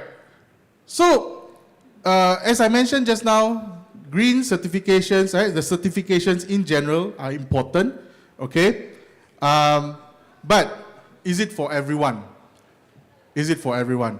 Why are you still here? Is it for you? So my first question, I think is very important to make sure that everyone here understands that you are here for a good reason. This is important for you. Maybe, maybe not. We'll see depending on what the answer is. And I would like to ask Encik Sazli. Okay, the first question, I'll throw it to Encik Sazli. Okay, Encik Sazli is an assurer and verifier, right? So from an assurer and verifier perspective, all right, I'm sure you've assured and you've verified data from lots of companies, and mainly big companies. But is it only for big companies? Have you seen a shift in the trend? And do you think that this pursuit of green certification is maybe not necessary for smaller companies or for SMEs? Jisazli, over to you. Okay. Assalamualaikum and hello everyone. So we are too small for certification, so I heard that quite countless of times. So this is what we heard previously 15 years ago when ESG was into the board of member punya meeting. I think the truth is to all SME, you are never too small for future. So sustainability certification per se is passport for doing business. So there is a lots of clients. I think at least 60% of our GHG verification client, for example, is coming from SME. The big boys of the Malaysian economy, all the PLC mainly are going for the sustainability report assurance. But yes, there is a demand from the SME in terms of the sustainability certification, especially when it comes to the GHG emissions. So as what the previous panel said, that whatever being measured, being managed. So your baseline, to all SME, your baseline is very important, especially when you are dealing with such product. Because when your clients are buying your products, the transfer of that emissions going into your client's emissions. So identify the whole supply chain of your emissions is very important. So once you have identified the whole emissions of your supply chains, then only you can manage where are the part that you manage to reduce and so on. Yeah, I think the big boys of Malaysian industry, Petronas, Shell, and so on, they have the capacity and also capability on doing that. But SME, we have seen a lots of trends on demands on that. And some of them, I believe, is quite to our surprise, is some of small SME, when they embark some of green certification with us, most of them, I would say 70 to 80% is not really depends on by the loans from the banks. Mostly are self-funded. Yeah, I think that will be it. Okay, so you are clearly seeing a shift in the market, and you are clearly seeing that not just large companies, but smaller companies are also getting into this area. Am I right? Yes, correct. To SME, green certification, if you are not, without certification, you're going to be a little bit of invisible to the green supply chain. And with certification, in a way, you're not just part of a conversation, you are already shortlisted. So, SME has to pay attention to that, definitely. Okay, all right, thank you. So we've addressed that, all of you. This applies to everyone, and you have a good reason to continue to stay on for the next 50 or so minutes, and this will hopefully impact you positively in your pursuit, not just related to this climate change action, but also in terms of your own competitive advantages for being seen. Okay? Now, I move on to Puan Sabiha. Puan Sabiha, all right? Puan Sabiha, you're from MGTC, and from a certifier perspective, maybe you would like to share with the room what are the different types of green certification available and in the market and offered by MGTC. And you can also introduce MGTC's role in green certification and whether there are any differences between other certifier and any niche areas, or what would you like to highlight? Okay, Assalamualaikum and good afternoon, everyone. Thank you, Sunny, for the questions. Okay, it's a challenge here because this is the last session, but I would like a show of hands if you know about MGTC or My Hijau program that we have. Do you know anything about My Hijau, MGTC? Yes, okay, it's good. Because first of all, I would like to correct a bit on the word certification, because My Hijau is actually a recognition program. We recognize all the eco-label certifications around the world, and we are actually a third-party verifier. And why is that? Because we don't add up to another certification in the market. And why My Hijau is important, and why there's a third-party verification is important, because we want to prevent greenwashing. You know, you can put any label. Someone can say that this is a green product, this is a certified green product, but who would verify that? So that's why when there's the government established My Hijau program, I think way back in 2012, after the National Green Technology Policy 1.0 was established at that point of time, which was way back more than 10 years ago, government want to introduce the government green procurement. So when they want to purchase a green product, well, there's a lot of green certifications in the market, but who would verify that? So that's how it started with the My Hijau certification. So they appoint MGTC to be the third-party verifier. So that's all the way historical, a story about My Hijau program. And this is to assist government to assess the product, whether this is green enough or not. And there's a lot of type of certification that we measure.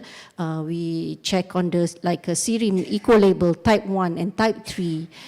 We check on the other Eco-Labels certification around the world, and also the performance compliance, the testing, all this lab testing of the products and services. So that's how it started. And MGTC, I'm jumping from first question, second question, first questions again, because the question about the certification and about the role of MGTC. So MGTC is an implementing agency under the Ministry of Natural Resources and Environmental Sustainability. But at this juncture, for My Hijau, for GGP, we assist Ministry of Finance. So we have all this collaborative engagement with inter-ministry partnerships as well. And for My Hijau, the benefit that you get is not only access for the government green procurement, but also is a prerequisite for the green investment tax allowance, which is also one of the role of MGTC. Let me introduce a bit of my division. I'm doing a bit of promotion here, yeah? I hope you don't mind. Okay, for my division, we call it Green Growth Division. Green growth, actually, our primary target is for the growth of green economy, for the industries especially. And we have three main departments under this division. One is called Green Labels, which my team handles all the My Hijau applications. The other one, Green Incentive, we handle all the application of GITA, Green Investment Tax Allowance, and also GTFS, Green Technology Financing Scheme. I'm not sure whether I have enough time to dwell on these topics, but I will just touch a bit on that. And the other department that we have is Green Academy. We do the capacity building for the public, for the industries as well. We support EECA for the registered energy manager programs. So we are also the registered training institutions. So that's overall. We support the growth of green economy for the industries, and you are part of it. All the SMEs are part of our stakeholders, and I would like to say that 97% of our applications come actually from the SME. So that's overall introduction of my program. Thank you, Sunny. Very good. Thank you very much, and for that overview as well. And I guess it's also fair that I open this up to SIRIM. Okay, maybe Ms. Kamini, you want to also share an overview of SIRIM's role in the green certification ecosystem, but maybe something broader, in a broader ecosystem, that's fine. And also, what are the different types of certification maybe that is available, offered by SIRIM, and if there's anything that you would like to particularly highlight. All right, so very good evening to everyone. Okay, thank you, Sunny, for the question. I'm a little bit nervous. Okay, so basically, I'm Kamini from SIRIM QS International Sdn Berhad. We are a subsidiary to SIRIM Berhad. So SIRIM QS International is a certification body as well as a validation and verification body. Now, what type of certification and validation services that we actually offer? We are basically, we do product certification, all the labels on the safety helmets and all that, right? So we do product certification. So the SIRIM Eco-Label, which has been mentioned by my counterpart, the SIRIM Eco-Label is part of that green certification activity. So that's actually one of our main All right, so basically if you want to do your My Hijau, qualify for that and join in as a green procurement under the government, you should actually take Serum Eco-Label. That will be the starting point. So we have various other certification as well as validation and verification services. I'm happy to announce that we have already been accredited as a validation and verification body. Okay. All right, so we can do basically ISO 14064, Part 1, GHG, greenhouse gas emission for organization. Now you may ask, how is SME involved in this particular verification or activity? Your scope 1 and 2 will need to be reported as a scope 3 for your PLCs. Okay, so for your main supplier. So that's how you are going to be, how you say, chased by your main customers, or basically to say that please provide your scope 1 and scope 2. So what does GHG emission or ISO 14064 Part 1 does?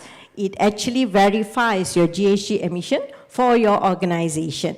So basically your carbon footprint will impact theirs. So that's one of the services that we are offering. We are also offering product carbon footprint, which is actually under ISO 14067. So this is the services that we are also offering. So actually in the industry, there is a lot of green certification.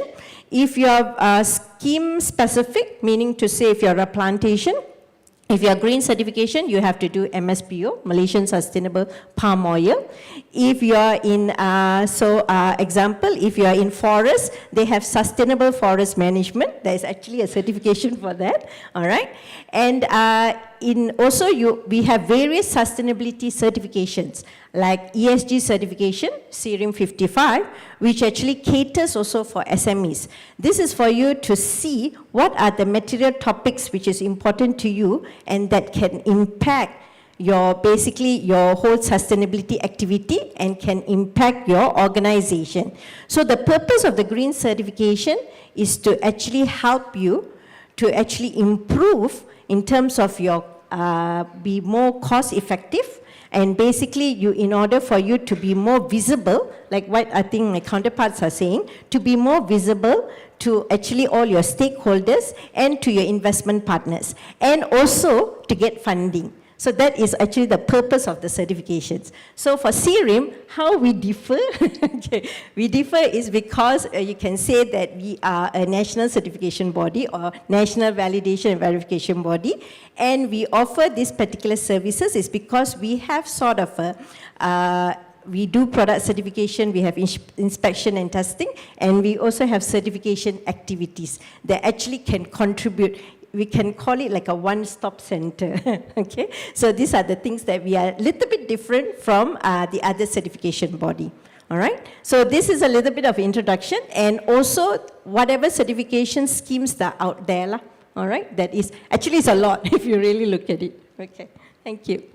Thank you, Ms. Kamini. And maybe if I were to sum up this for the past two panelists, we look at the different types of certifications from an entity level. There's also from the broad management systems in terms of product, services, or even industry-specific certifications, as well as performance-based certifications. All right. So there's a lot. And we'll get back to that later, and we go into the bit of a specifics after this. Now, before I move on to that part, I would like to bring this discussion into a different gear. Okay, we want to look at from a legal perspective as well from a banking perspective, right? We have with us here Mr. Muhammad Reza. Mr. Muhammad Reza is not just a lawyer, he is also on various boards and have a lot of experience in this area of not just green certification, but ESG initiatives in general. Now, Encik Reza, from a regulatory perspective, let's start from there. Okay, from a regulatory perspective, what are your observations from the business clients? And have you seen, number one, a lot of uptick, especially from SMEs, and why are they doing that?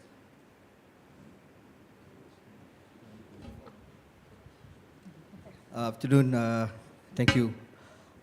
Yes, thank you for the question. maybe what I'll do is I'll also share what I've experienced. Like what moderator says, I sit in the boards of various industries. Particularly, I've been a board member of a bank for 12 years, a healthcare company, and also a real estate company. And they are all public listed companies. So then you ask yourselves, if you are in the SME sector, why is green certification important? I've been asked this type of questions many times by some of my clients as well. Now, in the board of maybe from the bank's perspective first. See, when I first started the journey in the bank 12 years ago, the bank, being an Islamic bank, already had this issue on ESG, but at that time they didn't call it ESG. All right, they call it value-based intermediation, VBI. And then slowly they were looking at many companies, and then Bank Negara came in, and then everybody was talking about ESG, green financing, green sukuk. And then there is a requirement, there is a legal requirement by Bursa for all public listed companies to have a sustainable framework in their annual report. So from the perspective of, let's say, I sit in the board of Samdabi Properties. So Samdabi, I think we promote a lot of ESG. We even have a national conference agenda on ESG. And then now companies, they not only have annual report where they have the sustainable framework. Some companies even have their own sustainable report in addition to their annual report. Now, when public listed companies deal with their suppliers, a number of these suppliers, in fact, most of these suppliers are in the SME sector. Now, in the tender, for example, even in the healthcare industry, when we deal with local suppliers, we actually look to what extent these suppliers have actually implemented ESG within their organization. So, the suppliers have two choices, or PLCs have got two choices. Just accept what the SMEs tell them, or request that these MEs actually provide evidence that they have actually implemented ESG. And being public listed companies, the internal audit will normally, in fact, all the time, will require that please provide proof. To the extent that in some of these companies, that even if you want to apply to be in the panel, you would need to actually specify what are your ESG initiatives, what type of ESG that you have done. So a lot of times, the SMEs, I find the SMEs, sometimes they are also, because this is new to them, and my view has always been sometimes let's not be too ambitious in trying to do what you're trying to do. Because even for PLCs, they are, in Malaysia, I suppose we are quite up there, but there are still a lot of things to do. People don't even talk about scope 3. They just look at scope 1 and scope 2 first. All right? Just don't even look at scope 3 for some SMEs. Just look at scope 1 and what you do and how you want to do. Now, if you are certified, like SIRIM or, My Hijau, that actually provides validation when you actually apply to be in the panel, or provides that additional value add, because PLCs also, they also need to pass on some of their responsibilities to others. So the best way is to actually pass on when you deal with suppliers. So even to the extent that in the companies that we sit in, we even get the contractors and the suppliers to actually sign on some of our initiatives that they are doing. So when you talk about certification, a lot of people think ESG is all about environment. Not necessarily so. ESG is more than that. It's not just about environment. It's also how you govern your company. It's also your governance. It's also how you treat your staff. It's also how you conduct your business. These are all part of ESG. Even cybersecurity is part of an ESG initiative. So if you, for example, have got cybersecurity initiatives within your organization, that would actually create a lot of confidence, especially for the banks. Because I know for one sure, banks are very particular about their data. So when we talk about PDPA, data management, it's actually ESG actually, because it's part and parcel of ensuring that your data is being kept. When you deal business with them, how you ensure privacy, confidentiality. So in a way, from the legal angle, even if you are not required by law to have green certification, because you are dealing with public listed companies who are by law mandated to actually comply in the sustainable framework, you have to do it. You got no choice. But by doing it, actually, you are actually in a better, in a more advantageous position, because you got value add to your clients. That, you know, I've got ESG, I start with my ESG framework. Start small, you know, start to have, you just identify, because I always, even for PLCs, right, you can't have too many material matters. All right, let's not go ahead of yourself. Just pick and choose which material matters you want to have. And every company, banking for that matter, healthcare, real estate, oil and gas, they have different material matters that they want to concentrate on. For example, in the healthcare industry, the focus, of course, is on industrial waste, you know, your medical waste. When it comes to real estate, the focus is on carbon emission. When it comes to banking, they want to ensure that, you know, the customers are following the green financing so that they can qualify. So if you are ESG certified, then you can apply for banking facilities, you can get into panel, and then later if you want to get listed, the investors, especially the institutional investors, will be in a better position, you know, to want to invest in your company. Thank you very much. I like that when you said, even though by law you may not be required to do, but by virtue of dealing with some companies that are required to do so, this would be probably written into the contracts, and you are being asked to do that as well. Right.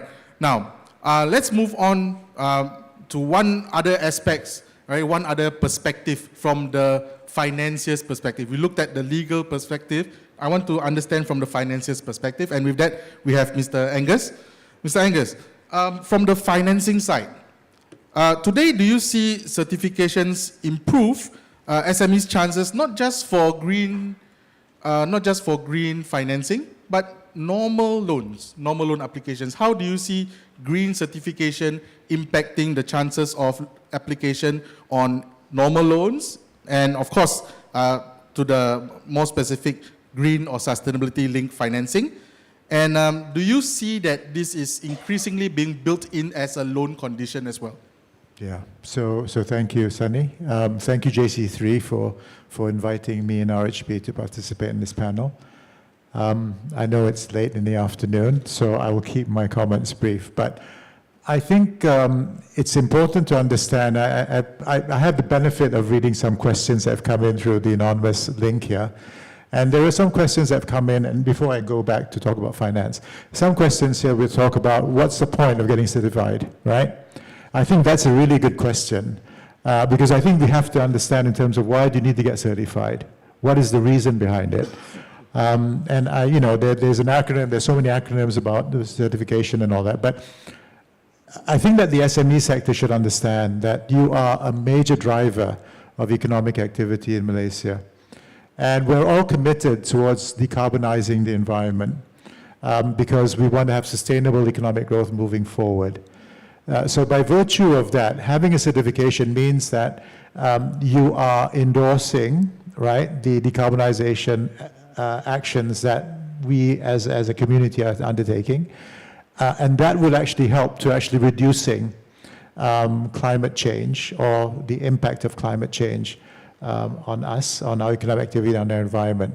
So it's important for all SMEs to understand that. So that's the reason why we want to get certification.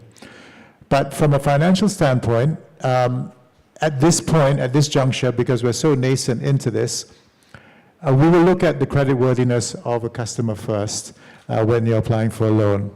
The certification, whilst it's good for the activity you're undertaking, but obviously the ability to repay, the ability to actually be an ongoing concern is going to be paramount for us. We will then look at the green activity, whether it merits a green loan or sustainably linked loan. And even if it doesn't really matter, because we will always fall back. Our fallback position is that we will go back to traditional lending. We will lend you money if it's an activity which does not fall into our prohibited list. As long as it's not prohibited, we will continue to do that. In addition to that, I think that the SME should understand what the banks look at when we assess a credit. It's about the risk. The risk now has always been about the ability to repay, the ability whether there's security when you give out a loan. But more importantly now, what's happening is that we're looking at sustainability-related risks, things like transition risks, things like physical risks. We're incorporating that into our pricing so that we understand that as we move forward, those credits that are going to be at threat or going to be at threat to the bank are those who transition at a later date or a later stage. If transition is not taken up early, it exposes the bank to transition risk, means that the cost of doing business for those companies who fail to transition will be higher. The impact on physical risk will also be greater because those assets will be rendered, they'll be stranded as we move towards a more sustainable environment. So we look at that now. Now, it doesn't mean that green loans are necessarily going to be getting more expensive. What's going to happen with transition risk is that the traditional lending or the traditional brown lending will be more expensive. Because what will happen is that there will be price discovery in terms of what carbon price is, and that will actually impute it into the brown loans, which will push up the cost of brown financing, which will mean that green financing is an emission of credit, of emission of carbon pricing. So it basically is just the pure creditworthiness of a customer undertaking that green loan. So it's really important for the SMEs to understand that certification will be a very, very important aspect of your credibility moving forward, because it then provides the banks with the comfort that when they're lending to this SME customer, they know that the transition risk and the physical risk has been addressed through the certification. Now, being in a bank, and I say this most sincerely, we do have a responsibility to the SMEs. I think we talked about supply chain financing, and we are, in RHP, we embrace supply chain financing very much. We sit down with our principals, who are your principals who you provide the supply chain to, and we discuss transition strategies. So when you come to RHP and you ask for a loan, we will sit down with you and we will see how you can get certified based on your business moving forward. We'll still give you the loan, maybe a brown loan today, but we will sit down with you and then we will construct or curate a transition strategy whereby you can actually, during that course of transition, you'll be able to get certified along the way. We're not going to promise you that we're going to give you cheaper loans because, again, green financing is based on the creditworthiness of you as a customer. We are mispricing brown loans today, so it means that by virtue of us working together and decarbonizing the environment, it will allow us then to provide you with cheaper funding moving forward because you would have addressed the transition and physical risk in your own right. Certification will allow you to actually, that's an endorsement of that. So I would say to the SMEs today is that certification is the end game, right? You want to get certified, but there's a lot of work that we can do together towards that certification process. It doesn't mean that you're not ESG friendly if you're not certified. I mean, the commitment comes from you entering into this transition strategy in order to get certified at the end, and that's more important at this point in time, at the nascent stage of the market. So financing is there for you, but commitment together is collaborative that we need to work towards to actually get certification, but the greater good is about decarbonizing the environment through that process. Thank you very much, Mr. Angus. Now, I believe we've covered all various aspects as to why certification is important, and this being a deep dive and supposed to provide a bit more deeper insights into the practical aspects of getting a certification, and hence why we have MGTC as well as Serum here together with us. I move our gear now into action, okay? Into what can we do, what should we do, and basically the same question for both Puan Sabiha and Ms. Kamini regarding this process, okay, on obtaining certification. Remember we talked about there were all the different categories of certification, be it on overall broad management as well as entity or maybe product specific or industry specific. I leave it to you, which you feel is most suitable to highlight in the short time that you have, maybe around 3 to 4 minutes each. All right. May I start with Puan Sabiha? Okay, Sunny, I tried to make it short, 3 to 4 minutes. Okay, for My Hijau, we have two categories. One is a product and another one is service. For product, you have to have the certification ready. Okay, that's the first thing that we check. Certification, not just certification, but if you have the performance compliance, you know, the lab testing and all, we can also verify that. Okay, that's for product. For services, you need to have the competent person in the company. Of course, because someone needs to operate, you know, someone needs to be competent, and you have to have the green policy ready. So that's the two main criteria. If you want to submit application for My Hijau, these are the things that we check first. Because if it's not complete, then we will return back to you. We will tell you. We will have the officers in charge tell you what's the documents needed. If everything completed within 22 days, you're going to get all your recognition, My Hijau mark, and listed in our directory. And the benefit of it, of course, the access to the government green procurement, and also is a prerequisite for our green investment tax allowance. So that's the benefit, because I can see some here like what's the benefits, the questions. So that's the benefit. You have access to the procurement of the government and also GITA assets. Is that 2 minutes, 3 minutes? Can continue. But maybe I think you touched on a very interesting point on incentives and allowances. Yes. Right? Maybe elaborate on that a bit. Sure. All right. So I touch a bit first on the GGP, on the government green procurements first, because the government in one of the charter, they mentioned that 9 product groups actually a mandatory purchase. Government will purchase a mandatory 100% green products in the for the government purchase, like maybe ICT. I cannot remember all 9, but ICT products, cartridge, papers, and all have to have My Hijau mark recognition. And 50%, 8 products under 50% mandatory purchase under government. And for GITA assets, okay, once you submit the application for the GITA asset, we will check. The first thing is whether you are a My Hijau mark recognized. So because if not, then we will tell you, please apply first for My Hijau recognition, because we have a separate team to do the third-party verification of your certification or your services.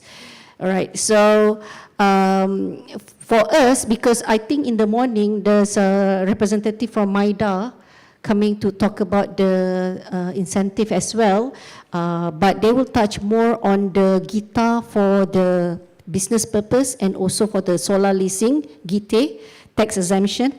But for MGTC, we only handle the application for GITA asset for own consumption. We have a lot of product categories for that. And because time is limited, go to our website, check all the requirements. Guidelines is there in our website, mgtc.gov.my. So you have all the things ready there. Read through whether you are your products eligible for our GITA, and your asset must be within 2 years until December 2026. The capital that you have for green capital. So that's all from me. 3 minutes, I guess. Thank you very much. Ms. Kamini, your turn. All right, okay. So for CRIM, in terms of, let's say, if you all actually decided, the SMEs have decided that they would like to go for certification or validation verification, we have actually 2 types. One is specifically for product, which is product carbon footprint. What you have to actually decide is basically which product that you actually want to consider to come under this particular certification.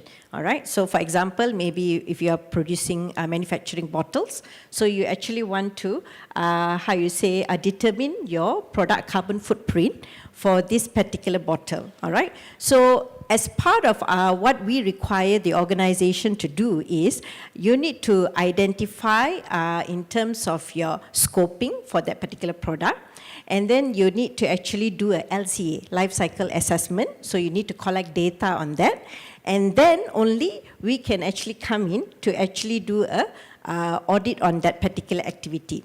Now, we want to do product carbon footprint. The standard that we actually expect you to see is ISO 14067, as well as there is a standard product carbon category rules. So there's a standard for that. So basically, you need to make sure you implement that particular standards into your organization before you call in for us to do the verification, all right? Or before you call us in to do the audit.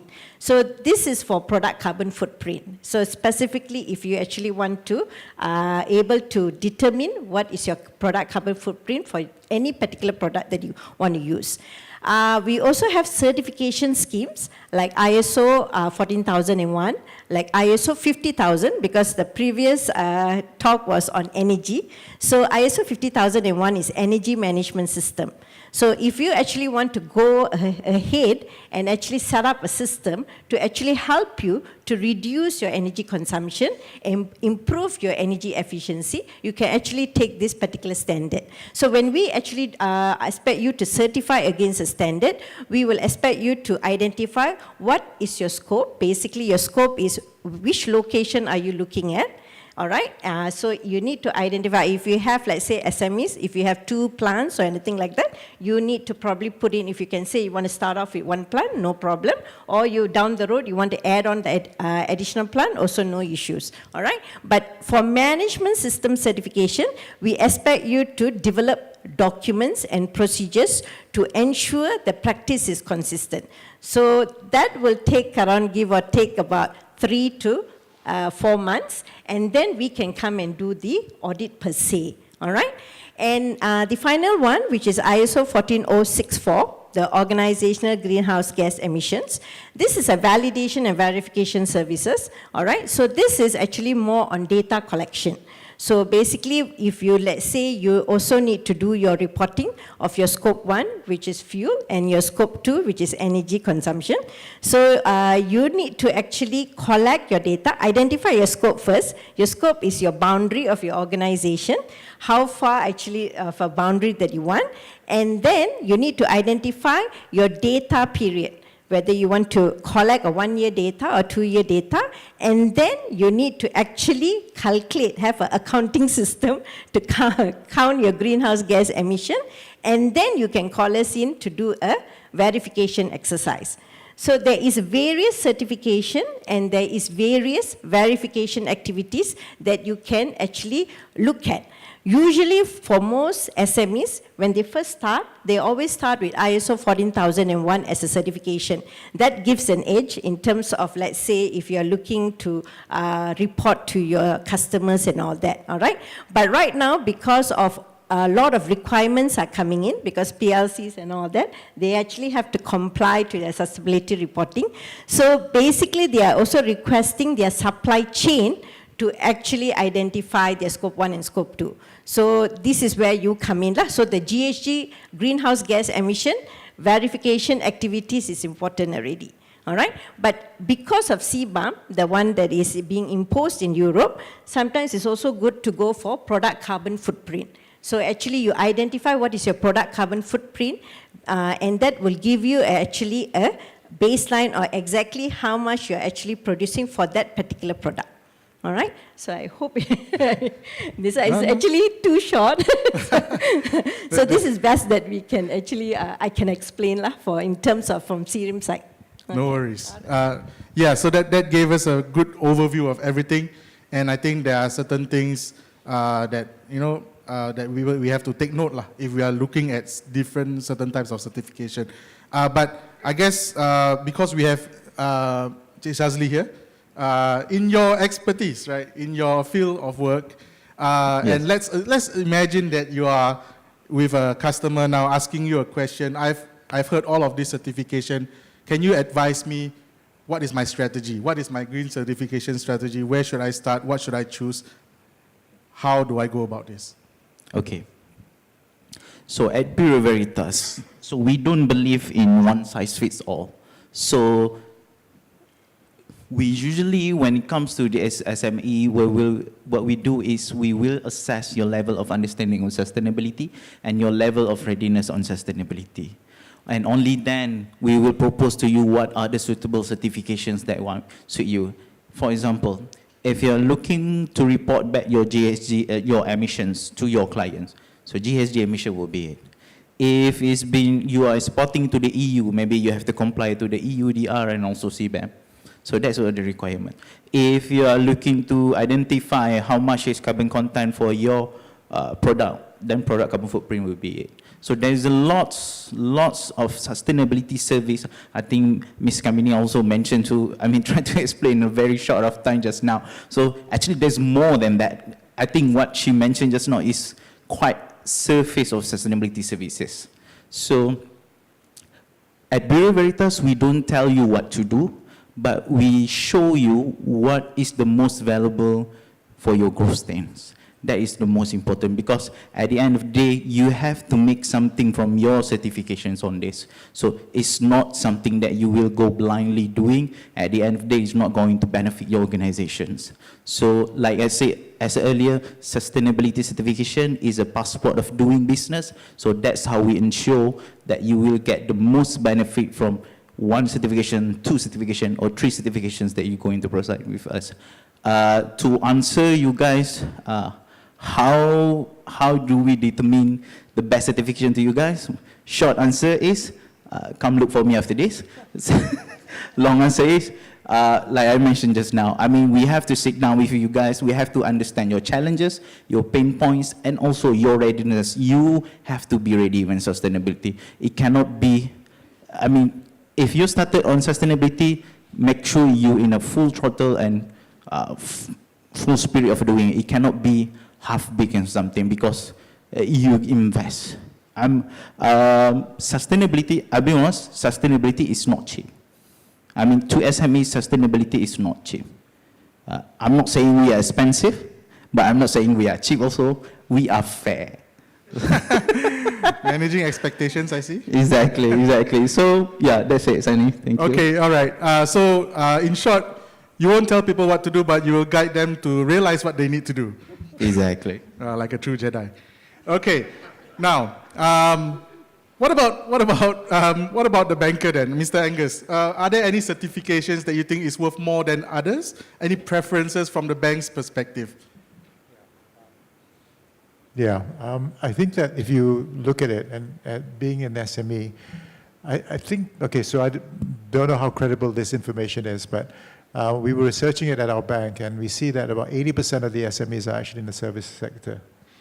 So at the services sector, I don't think there's really a big compulsion for you to have certification at this point. If you are in the manufacturing sector, the hard-to-abate sector, the energy sector, the agricultural sector, you are going to be exposed to tax, the CBAM, right, as the mechanism comes into play in 2026. And also Malaysia is looking at having a tax, a carbon tax, during the course of 2026, and I think they're looking at the end of 2026. So that's something which I think will make sense from an SME perspective to try and get certification on. Because with the certification, it means that you can then avoid, to a certain degree, the tax liability which is ensuing during the course of 26, 27 and onwards. From a banker's perspective, I think that we would like to see, if you are applying for some of our competitive loans, that there is certification in these areas. And that could actually put you into a position where you can get competitive funding from the banker. So that would be a benefit. The other thing, as I mentioned earlier, is about the ability for you to then reduce your exposure to transition and physical risk, which is a new sustainability risk that you have to take into account. And then thirdly, if you start now to get certified and you put into a transition strategy into play, and we call it measured transition, it means that your costs of transition is actually lower in the beginning than it would be if you're going to go towards 2030 and 2050, which is the net zero targets that Malaysia set itself under the NDCs. So those are the three core areas, I think, that we look at when we look at certification. Okay. Thanks very much. Okay, and in the pursuit of certification, Mr. Reza, are there pitfalls to be wary of with regards to non-compliances to the law? I'm asking, as you go through certification, what could go wrong? And if you don't go for certification, is there anything that can go wrong as well? I've seen some of the questions being asked. This is a topic on certification, but I see from the intonation of the questions, they said, let's not just, what about other than certification? Okay, I understand where those questions are coming from. Let me not talk about certification, all right, for once. What you need to do, all right? Because sometimes the ones that we've done for some of our clients is that they didn't even look at certification. They just wanted to have a framework for ESG. And how it started was actually a desktop, or shall I say, it's like a group that, you know, every head of department, but some of us want to talk about implementation, right? So if you're a company, look at every head of department, spend half a day or 1 day, all right? And then with that half day and 1 day, we normally use GRI as our base, because GRI is international. And the questions that the GRI will ask you is actually the start of you, your head of departments, the CEO, sitting down together in groups and coming up with the material matters. I think that's the first thing you need to do. Let's not even look at certification yet. Come up with the material matters. And these material matters actually originate from the company itself, from the employees themselves. When you have come up with these material matters, then you come up with a plan. Because the plan of ESG is not just 1 year. At least it takes 1 to 3 years to come up with a plan. So the plan is maybe for the first year, I'll do maybe A, B, C. Second year, maybe I'll do a bit more. Third year, I do a bit more. Then, after the end of each year, you will then need to analyze how much have you achieved? What is the gap? Okay, so some of you may ask, what's the purpose of certification? Certification just doesn't certify you. It also tells you what are the gaps and how you need to improve the gaps. If you don't want to even look at certification, that's also fine. But that is when you know your business better. You need to know, in terms of your counterpart, what are they looking for? Are they looking that for you to be certified or not? All right? If they are looking for you to be certified, then you need to act on it. If they are not looking for you to be certified, but to be ESG compliant, that's when the contracts, the clauses in the contracts is something that you need to be aware of, because there will be representation and warranties that you will sign in the contract. I've been dealing with a particular bank where they've asked us to come up with clauses on ESG in various industries. So now banks are already looking at that. So clients, your clients will also be start to have clauses in their contracts for you to represent. So in law, if you misrepresent, then it's a breach of contract. So that's when you may be caught. So that's why it's important that it's not just that you represent, you need to have an ongoing contractual obligation. Bukan just tahun satu aja. Second year you must be there, third year, that's the difficult part. Doing it the first time is easy, but how do you ensure that you can continue to do it? All right? Now, then people worry about cost, it's expensive. All right? Now, I cannot comment on the cost, but what I feel is that it's not really a cost issue, because it depends on how much you want. Because some service providers do provide. We have clients. I'll ask you, how much your budget? Okay, we will work within the budget. You know, some of you have a bigger budget, some of you have a smaller budget. So work within the budget to start something. That's what I'm saying. You need to start something, even if you have to start, you know, with just a simple thing of, you know, changing your office lights and looking at your organization structure in terms of your activities. Start with that. So that's how you honor. Otherwise, if you misrepresent, then it will be seen as greenwashing. And that's something that you don't want to do. Thank you, Mr. Riza. And I would say kudos to all our panelists, because I was just browsing through the questions on Slido, and I can see that as you are going through with your points, you've also addressed a lot of the questions there, and some of the popular questions are already being addressed. So I think we have pretty much covered all that we need to cover, including, I think, some of the key Q&As on Slido. And to wrap up this session, may I ask each of our esteemed panelists to maybe give maybe a 30-second final message, okay? Just one key takeaway point for all of us here to hold on to as we go back. And maybe we can start from Sazi and all the way back here. Okay. To all SMEs today is don't go for all certifications. Start small, but start now. Pick one, energy, waste, water, but you have to start now. Because if you don't start, like I mentioned just earlier, you are becoming invisible to the green supply chain of the bigger contracts and everything. We have clients that are losing contracts just because they don't start anything on this certification. This is crucial, this is for profit, and this is for survival of your business. Take it seriously. Thank you. Thank you. Ms. Kamini, your 30 seconds. All right.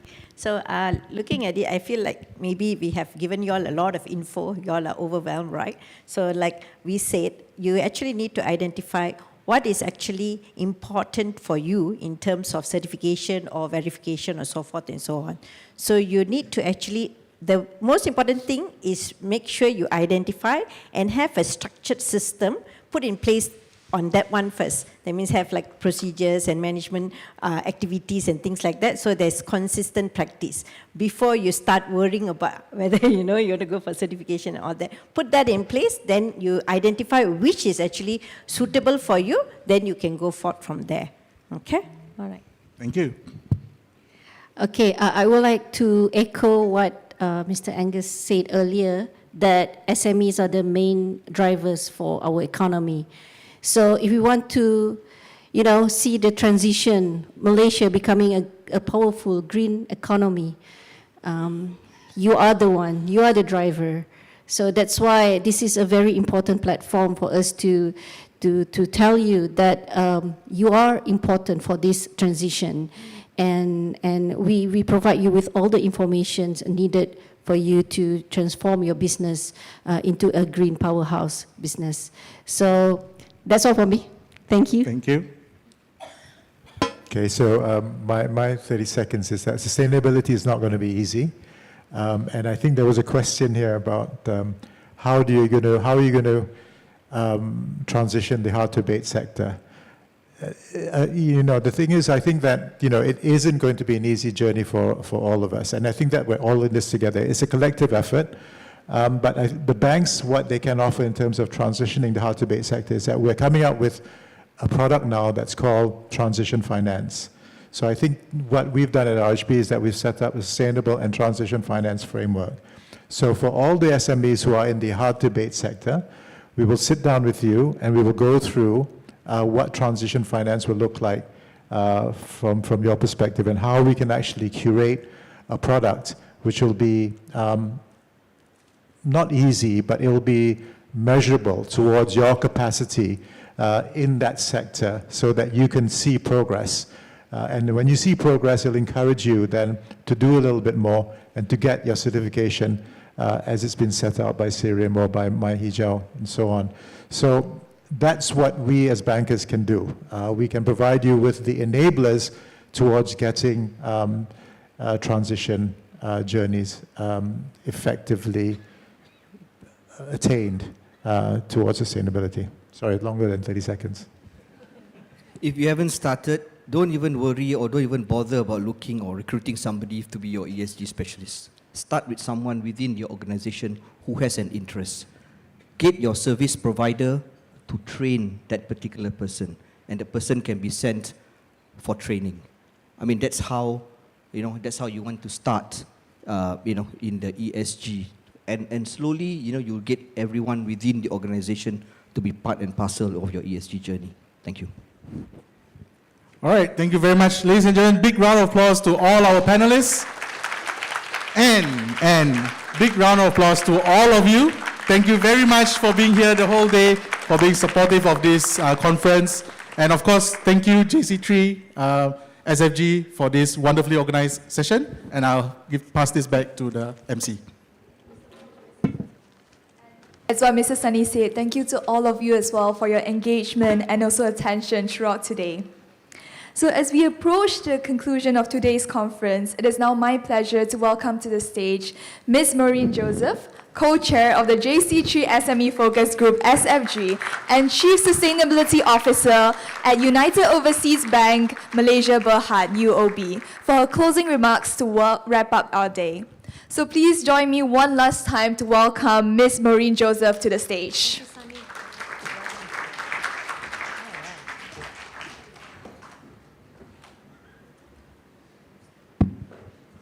Let me try make sure the slide works. Okay. First and foremost, what a day. It's whole day packed with information, insights, as well as shared experiences.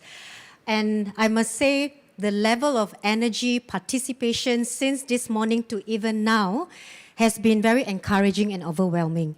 And I wanted to sincerely thank every single one of you for staying with us until the very end. Not easy to commit this time, right? And also participate in such a conference. But a lot has been said as well as shared, so I will keep my wrap-up concise, focus on 3 key takeaways that all of us can take home. So I prepared a very simple slide for all of us to just digest. So what's happening around us? First and foremost, if you look at this slide, sustainability in Malaysia as well as across ASEAN is not slowing down. Instead, it is accelerating.